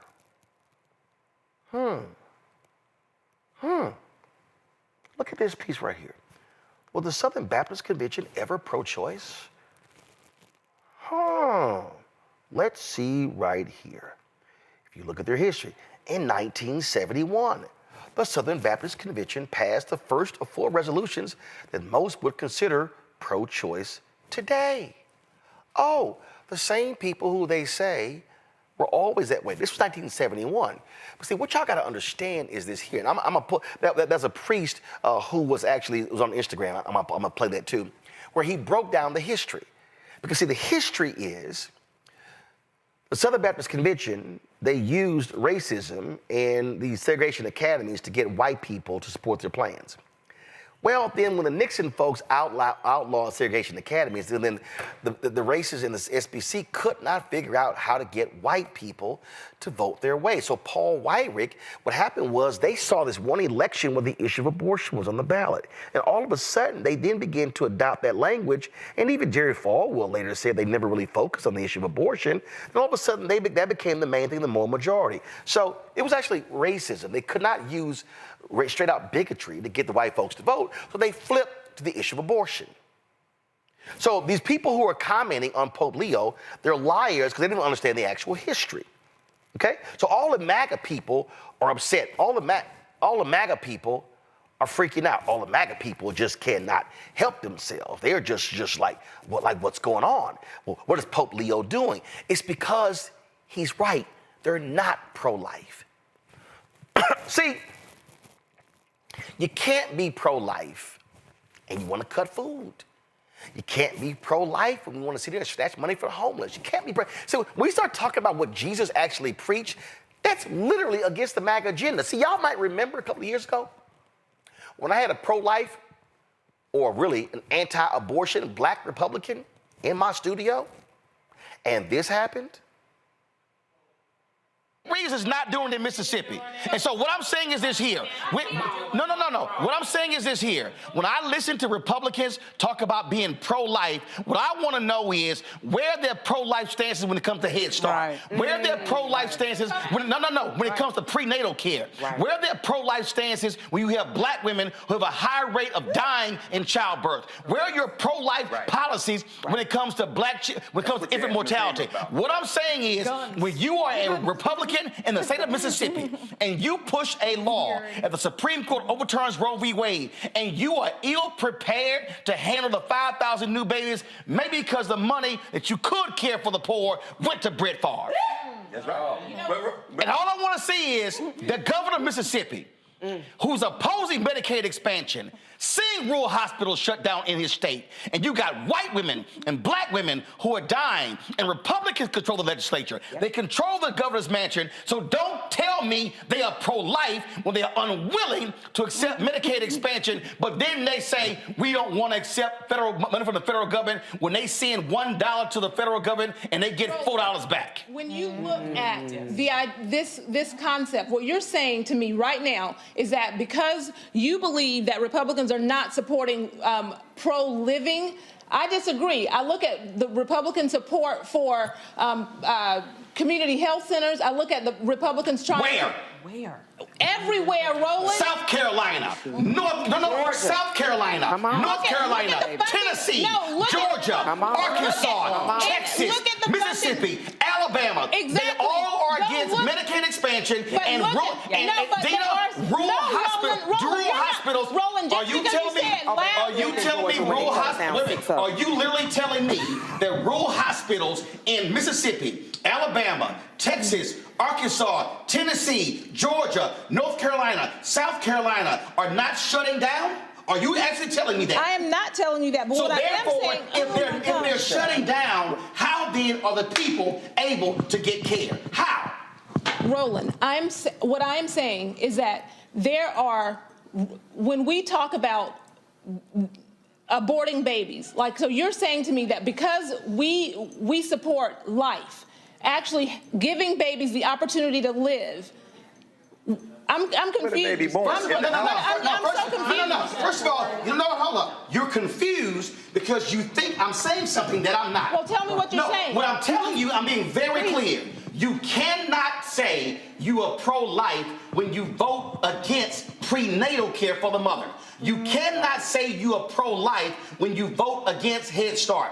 You cannot say you are pro-life when you do not want to expand Medicaid to keep hospitals open. You cannot say you are pro-life when you have OBGYNs who are not available in your state. You cannot say you are pro-life when you have black women who are dying at a higher rate during childbirth and you do nothing public policy-wise to fix it. You cannot say you are pro-life if you allow infant mortality rates to be sky high in areas where there are black and brown people. What that tells me is you are anti-abortion. You are not pro-life. Because if you are pro-life, you care about the child in the womb and when the child is out. And if you are pro-life, you are standing there with black folks when their kids are killed by cops. You are not silent. So if you're pro-life, be pro-life from the womb to the tomb, but not just in the womb. Okay.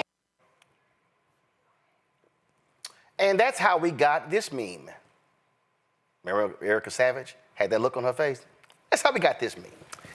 So, Rebecca, they so mad. They mad, but Pope Leo is correct.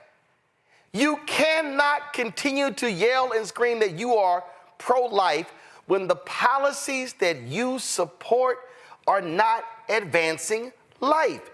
People die in this country because of food insecurity. People die in this country because they are homeless. People die in this country because of lack of access to health care. And these same right-wingers just love themselves some death penalty, but they real quiet when black folks are being unarmed black people being shot and killed. No, they are anti-abortion. They are not pro-life.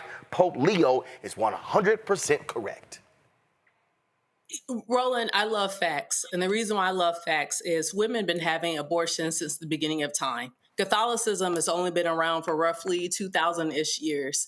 And of that nearly 2,000-ish years, it wasn't until 1983 where the Catholic Church actually put into canon, put into Catholic law, that you could be excommunicated for procuring or having an abortion. So you mean to tell me for nearly 2,000 years in the Catholic Church, you weren't excommunicated because you got an abortion, but now in 1983, all of a sudden, oops, we forgot about that the last 2,000 years. So all these people who are talking online, they clearly don't know what they're talking about, but also, quite frankly, according to their own Bible, they're going to hell anyway, because 1 John says you can't have hate in your heart. So for all these people espousing hate, that means you can't love God. If you can't love God, you ain't going to heaven. So I guess enjoy hell.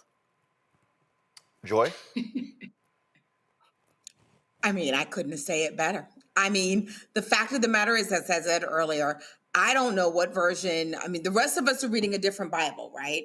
I don't know. They had the Charlie Kirk version. I really don't know. These things, the things that they're advocating are against God as it is presented to us in the Christian Bible that they say that they believe in. Pope Leo is the head of the Catholic Church. He has spoken. We hear him. Frankly, it's the thing that the last Pope said about how you treat immigrants. It's the thing that Pope said before then, how you treat the stranger, how you treat the least of these. Pope Leo is bringing a new voice. But frankly, you know, we've been saying for a long time that when you are pro-life, you got to be pro the entire life. It's not just how you treat women and children, it's how you treat the elderly. Mm-hmm. The cuts that the Republicans are making are also going to hurt Medicare. The government shutdown might interrupt, delay, and certainly confuse and scare a lot of people who are on Social Security. When you care about life, you care about the entire life of the person. Otherwise, we have to call you out on your bullshit. It is not only our right to do so, it is our duty to do so. And anyone who's, you know, that's why people sometimes walk away from the church, because they see so much hypocrisy. That is what we're seeing now. And frankly, one good thing about Donald Trump is I think he's going to bring a lot of people back in alignment with their faith and their values, whether it's Christianity or whatever religion, or even just a humanist. You don't believe in God, but you believe in the importance of the human race. Well, Whatever you believe in, I think it's going to bring people back into their values. I'm not buying. And I think that's important. I'm not buying he's going to do that, because I think these right wingers, they are celebrating a Jesus that really don't exist, Randy. But I think it's important we use that language. Well, no. But my point is, these right wingers, they are celebrating white Christian nationalism, Randy. They ain't celebrating the Jesus that we know to be true. They absolutely are not celebrating Jesus. I don't believe it's possible to be a white supremacist and celebrate Jesus at the same time. They conflict.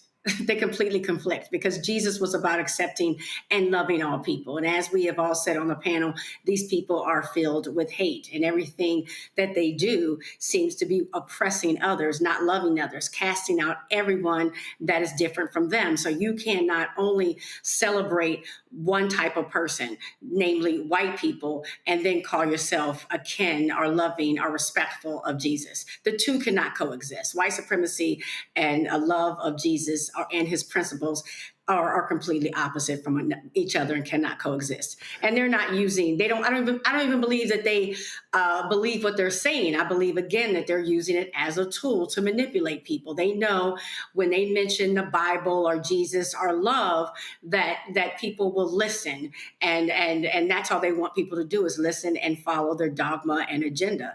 And they're actually shocked and appalled when someone like the Pope, like Pope Leo, actually is serious about Christianity and is speaking the word of the Bible. They don't want that from him. They just want him to speak, like you said, the Christian nationalism that they want. Well, I love how Matt Walsh sits here and goes, well, God favored the death penalty. It's in the Bible. And so when I saw that, I immediately thought about this scene from The West Wing when President Jed Bartlett actually raised those questions. Watch. I call myself Gary with a G. How else would you spell Gary? No other way. I'm saying that's what I call myself. Gary with a G, talking to you on KADRAM. Like Liza with a Z. Exactly. Hokey? Maybe so. But I have 900,000 listeners in the Rocky Mountain region. Would you excuse me? Excuse me, ladies and gentlemen. Ladies and gentlemen, the President of the United States. Thank you very much. Thanks a lot.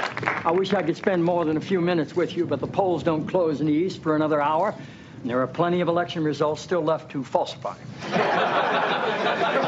You know, with so many people participating in the political and social debate through call-in shows, it's a good idea to be reminded every once in a while. It's a good idea to be reminded of the awesome impact.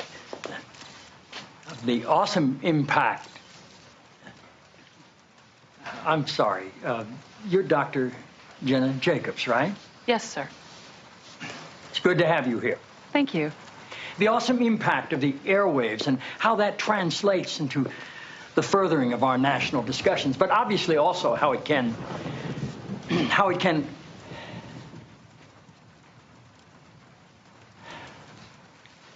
Forgive me, Dr. Jacobs. Are you an MD? A PhD. A PhD? Yes, sir. In psychology? No, sir. Theology? No. Social work? I have a PhD in English literature. I'm asking because on your show, people call in for advice, and you go by the name Dr. Jacobs on your show, and I didn't know if maybe your listeners were confused by that and assumed you had advanced training in psychology, theology, or healthcare. I don't believe they are confused, no, sir. Good. I like your show. I like how you call homosexuality an abomination. I don't say homosexuality is an abomination, Mr. President. The Bible does. Yes, it does. Leviticus. 18:22. Chapter and verse. I wanted to ask you a couple of questions while I had you here. I'm interested in selling my youngest daughter into slavery as sanctioned in Exodus 21:7. She's a Georgetown sophomore, speaks fluent Italian, always cleared the table when it was her turn. What would a good price for her be? While thinking about that, can I ask another? My chief of staff, Leo McGarry, insists on working on the Sabbath. Exodus 35:2 clearly says he should be put to death. Am I morally obligated to kill him myself, or is it okay to call the police? Here's one that's really important, because we've got a lot of sports fans in this town. Touching the skin of a dead pig makes one unclean, Leviticus 11:7. If they promise to wear gloves, can the Washington Redskins still play football? Can Notre Dame? Can West Point? Does the whole town really have to be together to stone my brother John for planting different crops side by side? Can I burn my mother in a small family gathering for wearing garments made from two different threads? Think about those questions, would you? One last thing. While you may be mistaking this for your monthly meeting of the ignorant tight-ass club, in this building when the president stands, nobody sits. Wait.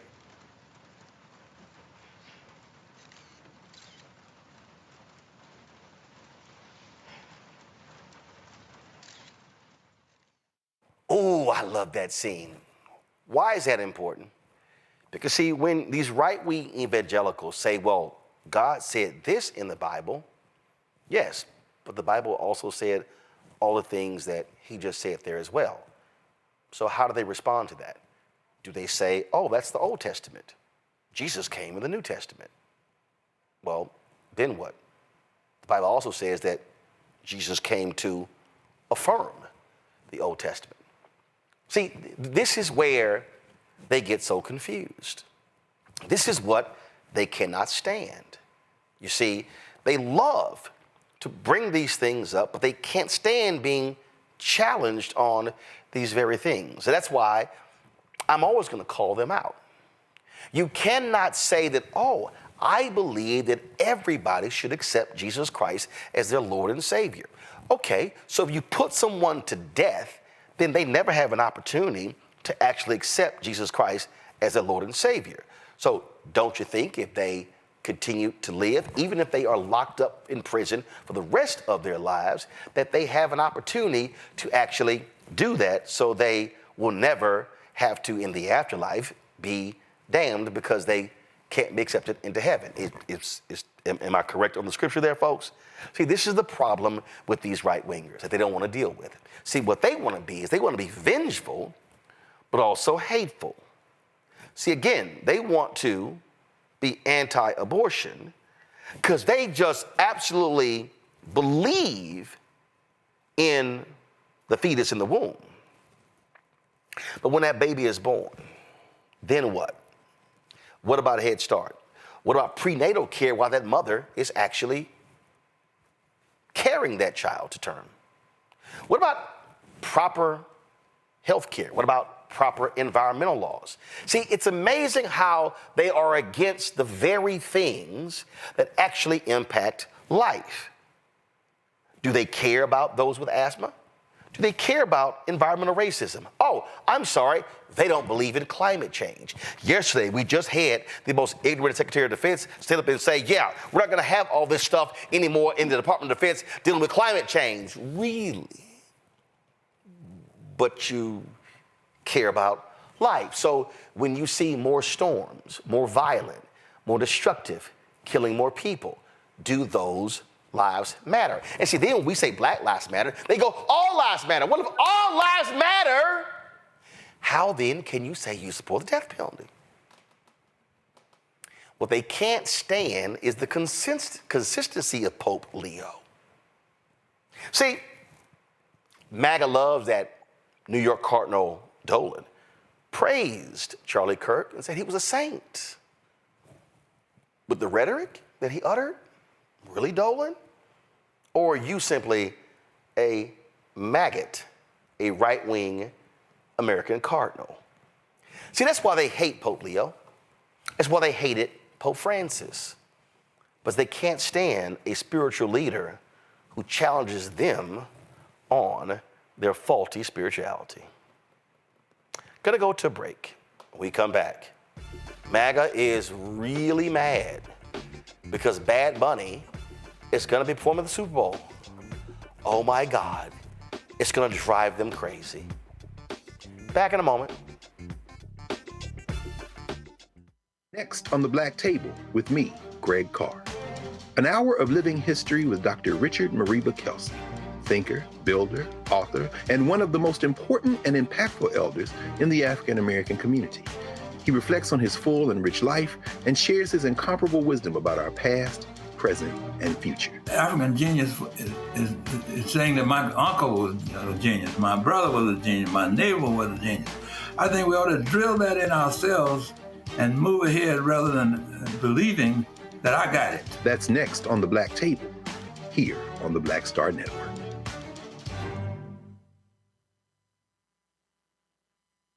This week on The Other Side of Change. Charlie Kirk, gun violence in America, and how the nation has responded in the week since. In many ways, it's become very, very toxic, a witch hunt, really attacking anyone who's not mourning this man. What we're seeing right now is the weaponization of selective compassion, and people will so often don't say anything about the crisis of gun violence. We're going to dig into all of it, what this means for the state of gun violence and the state of free speech. You're watching The Other Side of Change only on the Black Star Network.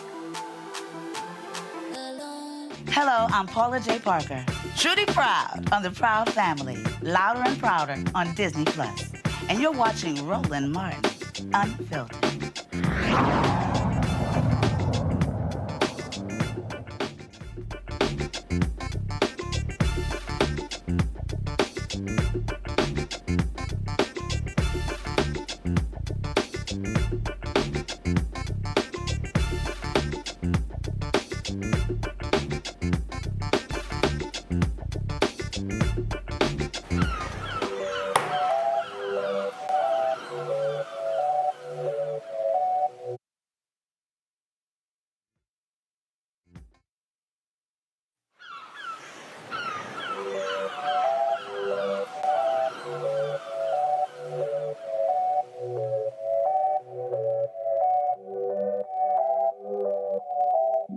Se acostó temprano, mañana hay que estudiar.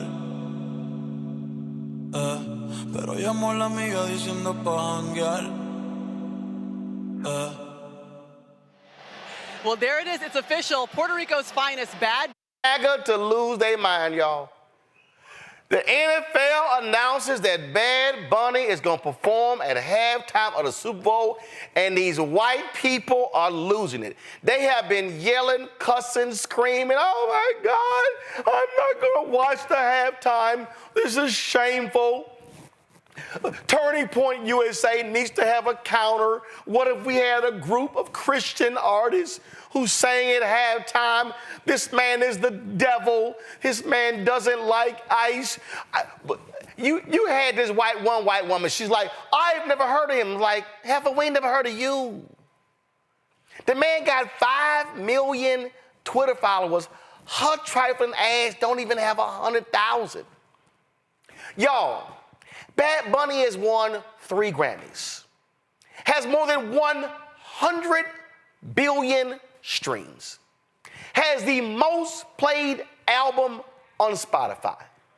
He has a global reach. He's a reggaeton singer, okay? Has sold out across the world. But Lord, MAGA don't know what to do because a Spanish-speaking artist who has openly challenged Donald Trump's immigration policies is going to perform at halftime. Then they're saying, how dare he? He's not an American. He's Puerto Rican. It's a U.S. territory.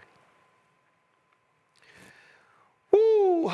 Rosa Clemente, doctoral student in the W.B. Du Bois Department of Afro-American Studies at UMass Amherst, joins us right now. Rosa, Lord have mercy. More MAGA fools have found Puerto Rico on the map in the last 48 hours. Since the NFL made this announcement, these people are losing their mind. I mean, yeah, it's crazy to the point where I had to cut off family members that were anti-Black, even though Bad Bunny doesn't identify as anti-Black. You know, I think the biggest issue is that most people don't know why Puerto Ricans are American citizens. That was forced upon my ancestors in 1917, where they were just like, you know what? Everybody's now in Puerto Rico an American citizen, and that was to recruit more men to the World War I. And I think MAGA's. It's interesting because there's been other artists that have been on that stage with mixing Spanish and English. And what Bad Bunny is doing is what we call us in the 70s. So right now, particularly in New York City, particularly in the Bronx, it's just like that's what we do already. We rep our country. And the reason we rep it the way we do is because we are still a colony of the United States of America. And Bad Bunny has awakened the consciousness of an entire generation. Crazy, Rosa. I mean, first of all, I found this video here. I gotta admit, it's highly laughable. Watch. That Bad Bunny, whatever his name is, Bad Bunny, I don't even know who the man is. I know, all I know is from political thing that he supports Democrats and that he's anti-Trump, right? And that's apparently where the NFL is going. So I won't be watching in the Super Bowl this year, which I mean, football, sports has got really dull for me. Like, I'm done watching a lot of sports because it's got too political, right? Like, all the great people that could have headlined the Super Bowl, it used to be people with actual talent, and it's not some dude who I don't even have a global or national. No, like nobody knows who he is. Like, I mean, people know who he is for the wrong reasons. That he attacks ICE every chance he gets. He attacks Trump every chance he gets. He attacks Trump supporters every chance he gets. And so half the country don't like him. Half the country don't like him. So half the country probably won't be watching the halftime show. And so it just, the NFL ought to be ashamed of themselves. They become extremely political. He's feminized. I don't know if he's gay or what. I had to sit here. First of all, brother, why don't you learn how to look at the camera when your ass talking? How about you start right there? 2, ain't nobody ever heard of your ass. And then he said, this guy's not global or national. Damn, does Google not work? And then I love this here. So sports has just gotten too political. Oh, but y'all didn't mind those moment of silences for Charlie Kirk at the Green Bay Packers game and Dallas Cowboys game. They don't mind the politicians showing up in the suites of the owners. They don't mind the owners who actually give money to MAGA, but they say Bad Bunny too political. Well, I mean, isn't it fascinating, the political commentators on the liberal white folks? Because I'm like, I already know what the right is doing. Right? Is not even standing up to protect their own American citizens in this country. Bad Bunny residency was historical, but there's a lot that's being left out. First, he chose not to come to the United States because he was scared that other Latinos, unlike with Puerto Ricans, which, Roland, man, people still don't even understand that Puerto Ricans are American citizens, right? So for him to come out and be like, you know what? I'm repping Spanish. I'm repping hip hop. I'm referencing reggaeton, right? And that's what they're scared of, obviously. Also, what Bad Bunny has done is really awaken an entire new generation of consciousness post Hurricane Irma and Hurricane Maria. But there's also a reason why, Roland, I think this might be your next question about the military occupation of Puerto Rico. No. I got another fool to show. I mean, I'm just having a ball, y'all. Watch this here. Do you wonder why the NFL hates its customers? I don't understand. I do understand. They think they're too big to fail. So they've adopted woke and they refuse to let it go, as evidenced by the halftime show they're putting together. Well, Jay-Z is, that's Jay-Z a whole nother video by itself. However, the definition of stupid, if you have a business, is to do things to make the majority of your business hate your business. But the NFL has done a great job over the decades of making themselves into a brand that they feel like is too big and they can do whatever the hell they want to do. Y'all, What am I talking about? first of all, Roland, this is an 8-minute video. I'm not playing all of it because he's too stupid. And see, these MAGA people, you know, they were so pissed off last year with Kendrick Lamar performing, and they were just upset, and they're just kind of like, oh my God, this is just too black. What are they doing? They're running off their audience, and then they were just like, this is just too much, and I don't know what we should do, and no one's gonna watch, and I don't. Yeah, no. Go to my iPad. Kendrick Lamar's 2025 Super Bowl halftime show is now the most watched of all time. 133.5 million viewers, drawing a larger audience than the Super Bowl itself. See, Rosa, this is what white MAGA and these individuals, I call them the help, these blackface MAGAs don't understand. The Super Bowl. Hold on, Rosa, hold on. The Super Bowl is not solely a United States game. The NFL is trying to be global. They played a game in Belfast, Ireland. They're playing games in London. These idiots don't even understand the Spanish-speaking population of the world. And so, hello, they ain't just focusing on some white hicks in the South. They're trying to be global. Go ahead. I mean, that's what it is. It's not we're trying, we are global. And what Bunny's representing, Benito, Bad Bunny's representing, it's just not like the colony of the United States, Puerto Rico.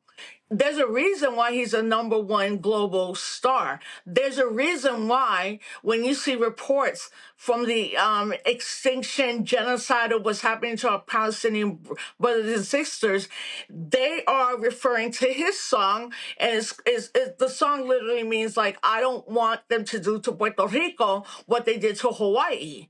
And I think part of it too, Roland, is like, there's a lot of people that just don't understand how Puerto Rican people became U.S. citizens.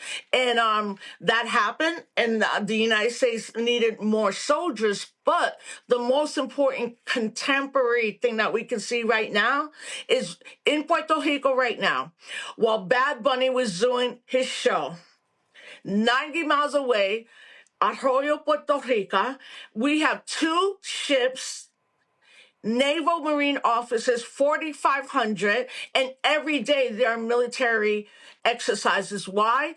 Because that's why they made Puerto Rico a colony.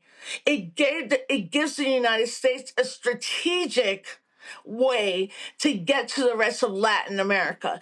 And today, Maduro, the president of Venezuela, we all have our understanding or angry with him, but we know when they go to invade Venezuela and lie about the last 8 people they killed, citizens, they need Puerto Rico to go do that work.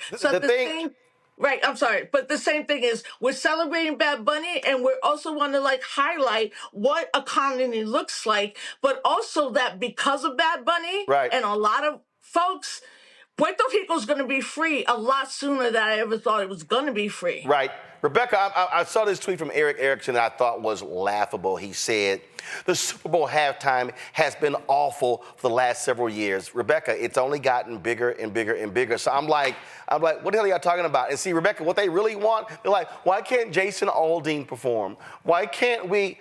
Because guess what? Because ain't nobody trying to watch Jason Aldean perform at halftime. Sorry, I remember. I forgot the Super Bowl I went to. I think it was in Miami. It was when the Saints played the Colts. I think the Who performed. God, that was boring. Rebecca, your thoughts?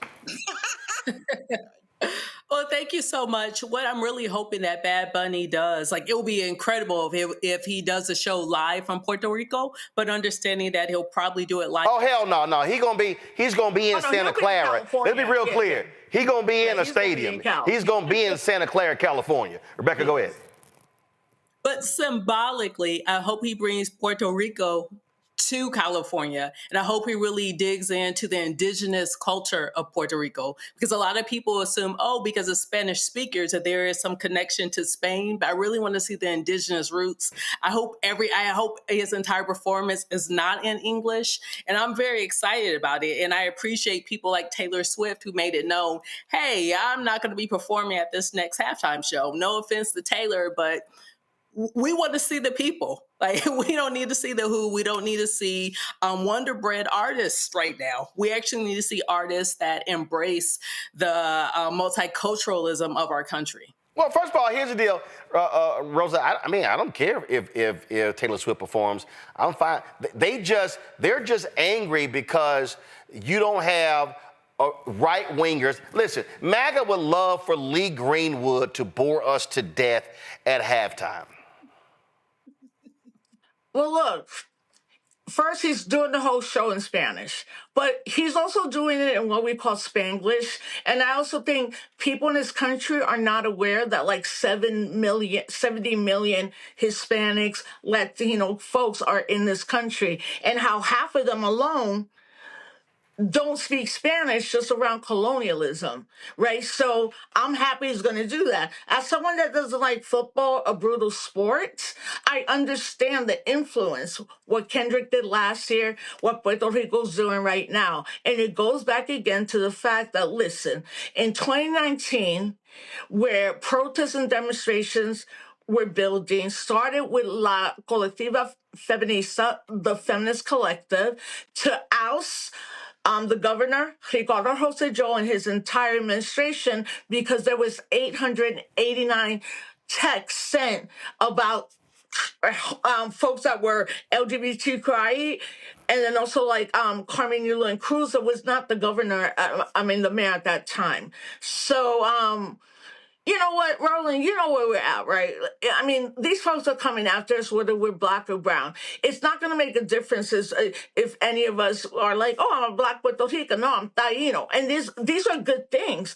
But if you don't have the politics, you're not going to understand that. And I also think, look, he's being who he is. Right. I mean, but that song, when you listen to it, it reminds me, honestly, of when I've watched documentaries of Africans in the United States of America that were trying to flee slavery, and the songs, the lament, the thing at the end. I'm like, nobody's done that. And he is like, every young person who's a Boricua from 1 to 40 in this world, they're looking at everything he's doing as a political statement. Hey, Joy, I remember, Joy, 2003, Beyonce performed with, and with Bruno Mars.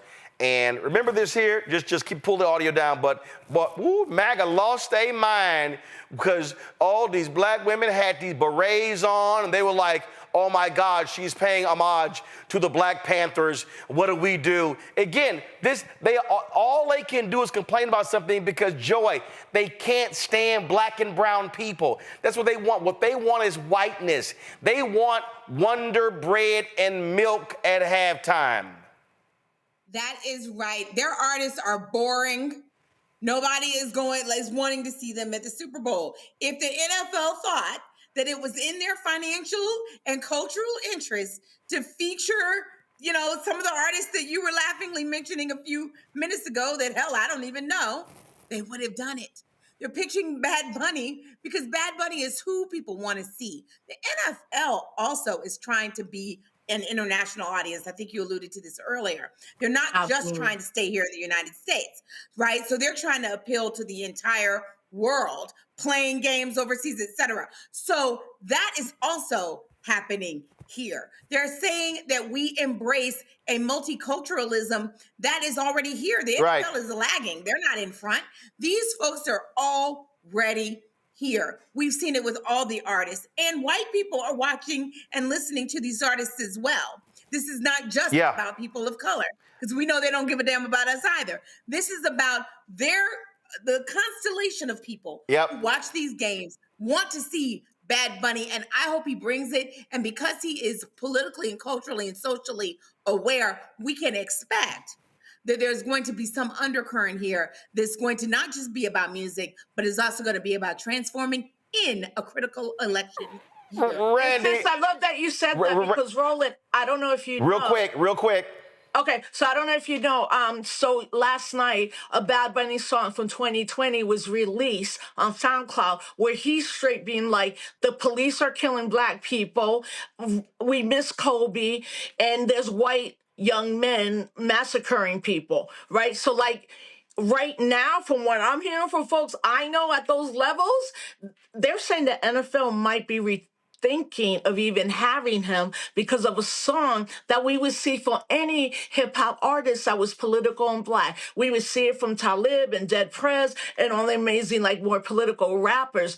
And it came out and somebody just dropped that. I had never heard it. But once I heard it, I was like, oh, yo, Boricuas, look, right here, we're at a whole different level right now because they're trying to erase us because their launching pad to invade Venezuela is here. And I guarantee you in 10 days, they're going to try to invade Venezuela from Puerto Rico. Here's the deal, Randy. Let's be real clear.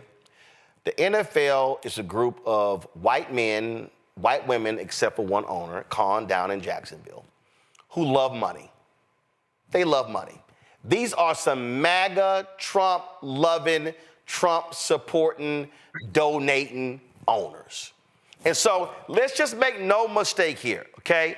No one can be confused, okay? For everybody who's out here who's like, oh, Jay-Z's picking halftime.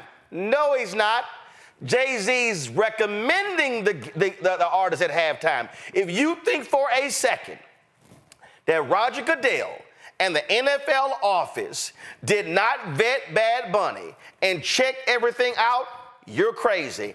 And these owners, because I remember, with Kendrick, well, some owners, they weren't happy. Bullshit.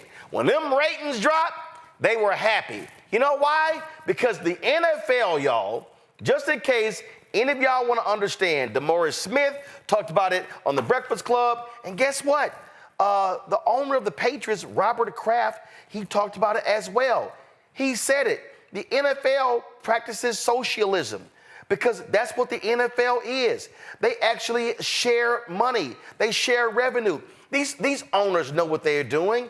These owners are all about the money. They are about getting paid. They are about making more money. They don't give a damn if MAGA's upset because you know what they want to see? They want to see Latinos, brown people. They want to see them buying product. They want to see them buying jerseys. They want to see them buying beer at the game. And matter of fact, if y'all out there think that I'm lying, here's Robert Kraft on CNBC, and wait until you hear the white anchor stop him from talking about socialism. Listen. Would I have believed in '94 when I played the highest price ever paid for any sports franchise in the world? We are now. And I never would have believed it, but, it's a credit to my partners in the NFL, and Roger Goodell has done a great job leading our NFL, and we work, it's almost a socialist system of we're partners, and together. Don't say that. Don't say anything good is happening with social, or else he's going to get more votes down here in New York. No, but I mean that in a way. It's the spirit of, it's the most competitive business there is, how bad, what people do to win, but we're partners, and we have to come together. See, Joe Kernan right there, Randy. Joe Kernan didn't want the truth being told. Hey, man, don't bring, we dealing with Mom Donna here in New York. Don't say socialist. But he's right. The NFL is the biggest sports league in America, $25 billion. They're the only sports league that competes with Jesus. Churches will shut down early on Sundays because folks are going to watch the game. So let's be real clear. The NFL, they ain't backing out of this here. They love the controversy because they want the ratings to explode. And you know what that means? That means that whoever has the NFL game is selling out of the ad units. It means that for Apple Music, which is now sponsor of the halftime show, used to be Pepsi, it's gonna be even bigger. They know the streams, the purchases of Bad Bunny are going to explode before, during, and after the game. This is American capitalism, and they don't give a damn if MAGA is upset because they're sitting here saying, count the money, Randy. So they so-called hate DEI, but they love DEI at halftime, and they love DEI in the first half and the second half when it's making these white folks money. Right. And but Roland, hold on, Rosa. Randy, go. But it is about making money. And what they get that seems like MAGA doesn't get is that they have to give the world what the world wants to see because they're in the business of making money. 13% of the population in the United States, first of all, speaks Spanish. That's what they don't want to know. And MAGA doesn't want to admit that, but the world is very diverse. Also, the NFL wants to expand across the world. I was just in South Africa, and NFL was advertising in metro stations. Also, what's interesting to me is how MAGA is so ignorant when it comes to who a U.S. citizen is. They try to make these points, but they do it from an ignorant place. Bad Bunny is a U.S. citizen, but guess who wasn't? That Shania Twain, not a U.S. citizen. The Coldplay, not U.S. citizens. U2, not U.S. citizens. Rolling Stones, not U.S. citizens. All people who performed at the Super Bowl halftime shows before. They didn't have problems with them because they look what these ignorant folks think Americans or U.S. citizens should look like. But Bad Bunny does not because of the way he looks and the language that is his first language. And so all they're doing is showing their racism as they always end up doing. But the thing is, I've always told people, MAGA is divided into two people. They're the very rich ones, the billionaires, and then the very racist ones. And sometimes they are divided because the rich ones are not going to give into their racism and lose money. They're going to make their money. And that's exactly why that choice was made for Bad Bunny in the NFL. Rosa, final comment. I mean, I agree with what you just said. And I'm like, at the end, America's capitalism. What they don't see as the effective is that, in my opinion, after Hurricane Maria and then 2019, Bad Bunny led the biggest protest in the history of Puerto Rico, $1.8 million. There's a lot of things to talk about us being a colony. And the last thing I will say that I appreciate, your audience is going to appreciate, in this tour, he recruited a faculty member at the University of Wisconsin. His name is Dr. Badillo. And Dr. Badillo wrote this. And fam, if you love Puerto Rico, don't get the navy blue. Get the lighter blue. Bad Bunny created his entire show on the history of Puerto Rico. If we align as American citizens, African-American citizens, Puerto Rico citizens, United States citizens who are treated as second class, we have always worked together, and we're going to keep it moving. Well, listen, I think to watch these MAGA people lose their shit is absolutely hilarious to me. And they're going to be yelling and screaming. I don't think for a second, I would be shocked if the NFL pulled back on this. I think they did all the vetting. They knew what was going to happen. They knew the reaction. But the NFL owners care about one thing, money.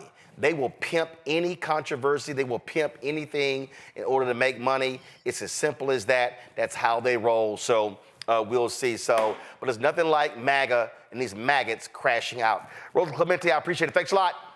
Thank you. Folks, that's it for us. Let me thank Randy, Joy, and Rebecca for being on today's panel. Thank you so very much, folks. Again, like I keep saying, y'all, the conversations we have here, y'all ain't getting these conversations on the rest of these little networks. They ain't having these real conversations because you're going to see some stupid discussion with Scott Jennings and doing some dumb debate on CNN. You're going to see some silly-ass discussions on Morning Joe. We know there's going to be some lying on Fox News. But on all these networks, broadcast and cable, they ain't centering black people. That's what we do here every single day with Roland Martin Unfiltered. That's what we do with Greg Carr's show, Reverend Dr. Jackie Hood Martin's show. That's what we see with The Other Side of Change, with Bria and Jamira. And we got a couple of new shows that we're working on. Y'all, bottom line is your support is critical. Because listen, these folks ain't dropping money on here. Listen, the YouTube charts came out again. We are the only black news show, the only black news show on YouTube's top 100 podcasts. That's it. We the only one. Everybody else black, sports, entertainment. You got Neil deGrasse Tyson, his science thing. That's it. We the only ones. We're the only ones on there. That's why your support is critical. That's why we need you to watch. And let me explain to y'all. We have the app. I need y'all to watch on YouTube because we generate more revenue there. That's what helps us pay for all of this, okay? So watch on YouTube, share our videos, spread them around, post them on your social, push people back to watch our YouTube channel because, y'all, this is about building this network out. I'm telling y'all, we launched on 2 shows. I'm working all day today. We got a daily midday news show coming. We got another weekly show coming from a bad sister. I cannot wait for us to drop those. We're working on the health show. We're working on the business show for 2026. All those things are happening because we understand. Captain Hughes coined the phrase years ago, information is power. And unfortunately, what we're seeing from African Americans and for so many other these sources, and I love sports, I love entertainment, but y'all, we gotta be informed. We gotta know what's going on. We gotta know who's running for office. We gotta know what they stand for. We gotta know about contracts. We gotta know about all these things, and so we are about providing that information to you every single day. So when we ask for your support, this ain't begging, because it's a deal. This is no different than having a subscription.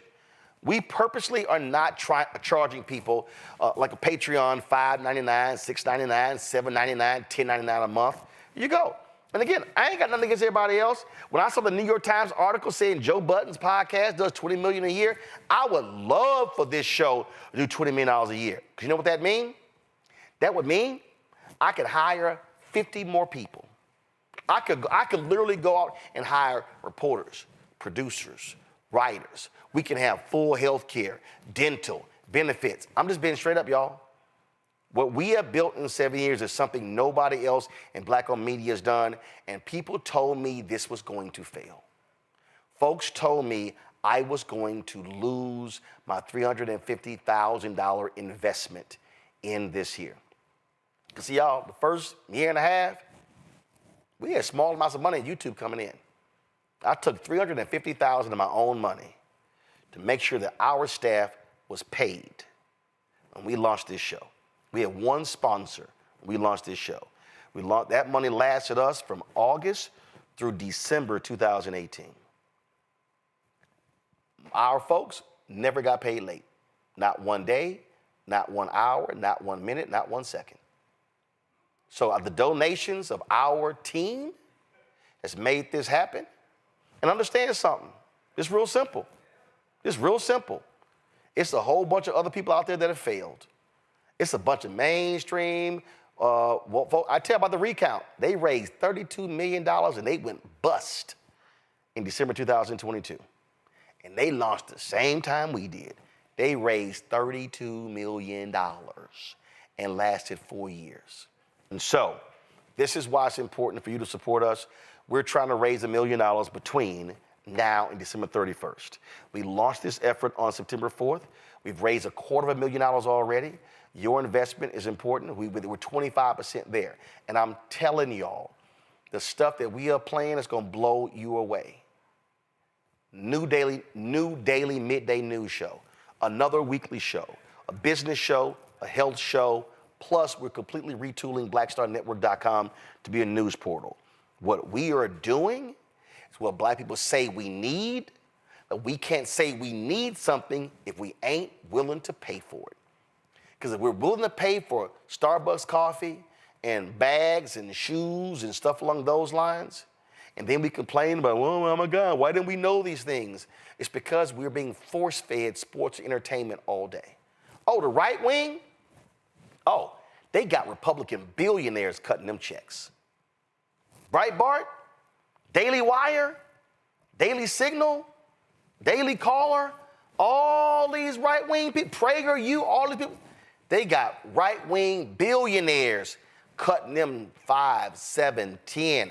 Listen, it was a Pakistani Iranian who gave $15 million to Tucker Carlson to start his company after he got fired at Fox. And Fox did to pay him off, he got millions. I ain't have millions after getting fired. Didn't have it. My point is, the stuff that we are playing, it's about educating and empowering our people. To support what we do, Cash App, use a Stripe QR code. See at the bottom left-hand corner. That's also the credit card as well. PayPal's R. Martin Unfiltered. Venmo is RM Unfiltered. Zelle, Roland at RolandSMartin.com. Roland at RolandMartinUnfiltered.com. Checks and money order. Make it payable to Roland Martin Unfiltered. P.O. Box 57196, Washington, D.C. 2003 7-0196. Download the Black Star Network app. Apple phone, Android phone, Apple TV, Android TV, Roku, Amazon Fire TV, Xbox One, Samsung Smart TV. Be sure to get a copy of my book, White Fear, How the Browning of America is Making White Folks Lose Their Minds, available at bookstores nationwide. Also, if you want to get our Roland Martin Unfiltered Black Star Network swag, you can do so by going to shopblackstarnetwork.com. T-shirts, hoodies, wall art, mugs, you name it, we got it right there. The QR code's there as well. Just take your phone, open your camera, point into that QR code, tap it, boom, you're good. If you want to get our black-owned products, everything you see to my left right here. See these products right here, y'all? Okay, we got the car solution to clean your car. We've got juices. We've got relishes. We've got sauces. We've got workout products for your hair. We got skincare. All this, backpacks, black crossword puzzles, black-owned toilet paper. Everything you see right here, black-owned products. Go to shopblackstarnetwork.com. You see it right here. This is the webpage. You see the T-shirts. You see the products. Keep scrolling. You see all of these things at shopblackstarnetwork.com. Go there right now. And don't forget, download the app, Fanbase Show. Download the app. That's a black-owned social media app. And so it combines Instagram, Clubhouse. They're going to be adding a feature like Twitter. All of that right there on Fanbase. Go to startengine.com/Fanbase. If you want to invest, $13.2 million is raised. The goal's raised $17 million. They're almost there. So if you want to invest, get more information. Folks, that's it. I'll see you tomorrow right here. Roland Martin Unfiltered on the Black Star Network. Holla!